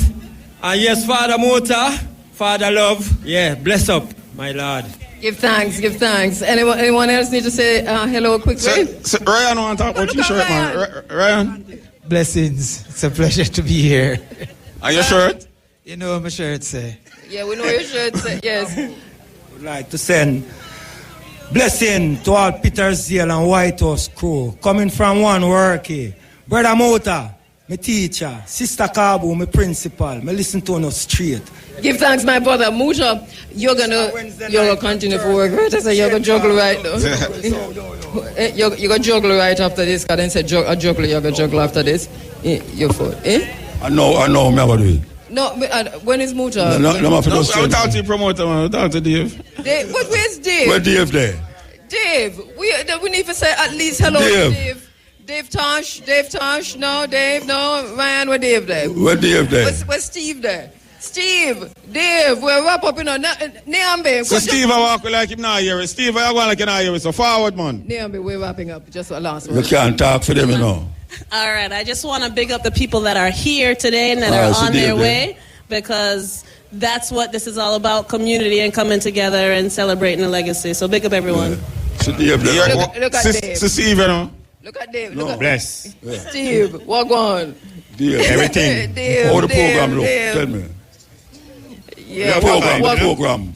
Yeah, we just, I mean, you see, I tell the people, so I wrap up. No, man, we wrap up running African. And then, wrap up. So we are asking, Muta go juggle, you know? Yeah, what that? What happened now? What that was there? George Nooks ready to take the stage right now. Okay. So everybody stay focused, because like I said, I may promise you that we want to make sure we stay at IRA FM at least for the next 30 minutes. You want to say anything to Big A? Good morning, Mr. Big A. Mr. A, bless up yourself. Nobody not tell Big A that you know. And him not answer neither. Big A, where you there, sir? Big A. In my ear, man. You want to know, we just want 30 minutes off of your program. In my ear. Put him not answer. Put Big A on the microphone. Put Big A on the microphone. What 30 minutes off of your program to make the world know what? You know, so you can't give the 30 minutes though, but go and tell him still. Well, give it 35. Well, here, my brethren. It can't work like that. Big A talking now. Hold on. Yes, Big A. No, me I say. But Big A gone. No, man, I'm here. No, hello? Yeah, go on. No, I am here. And I'm just saying, man, the program at the station, or the way my program set, is not going to facilitate that, my brethren. Mm-hmm. Dave, you have any answer for Big A? Okay. Well, all right. Well, you know, we are just gear up for next year, so you better be prepared. All right. Big A, you hear that, sir? Yeah, man, I hear that. You better be prepared. You hear that, man. Anyway, go on, go down here, Big A. You know what, on T-shirt, but now no money for buy it, but we can ask Muta if he can buy it. No, Muta, I'm a brethren, man. Muta, we spend our money and buy a T-shirt for me, man. You hear that, Muta? Big A. You want me carry it down for you, Big A? Yeah, I'm read with the T-shirt I'm off from the back. No, do not read it. Stop it. Muta, is a T-shirt... Well, I know you don't wear a T-shirt, you know, so just buy one for yourself and as a souvenir and give it to my brethren. Give it to your brethren, which is me. Big A. Yes. Big A. Yeah, man. Dave touch at that now. Dave, what go on? I can't send there your T-shirt. Yeah, man. Yeah, man. What do you mean? All right, I think I would on the right way that for do it. I can't make it there, make the man them buy a T-shirt. I want to take bribe. No, well, we're still going to need the 35 minutes anyway. All right, I'm not quite sure we're having this feedback, but thank you so much, Dave. Thank you for a beautiful day. We're not finished, as a matter of fact, right, Peter? We just have started. So on stage, George Nooks. Muta Ago juggle along with Billy Slaughter. You didn't know that Muta said you and Billy Slaughter juggle? All right, so this is always saying goodbye. Thanks to Shane Clark, Nicholas Evans, Nicholas Francis, Peter Broadbush, Shamara Preston, Vivian Stewart, Gregory White, Keith Faulkner. My name is Kabu on behalf of Moja Baruka. DJ Collision. No, sorry, Romain is here today. Collision worked last night. And Deacon worked last week, Sunday. Big A, it's over to you. Take it away. We'll see you next week. Thank you so much for listening. Thank you so much for coming out. And it's an all day until sun go down right here. So if you're on your way, come in still. Muta is going to be here and I'm juggling later. And George Nooks is taking the stage right now.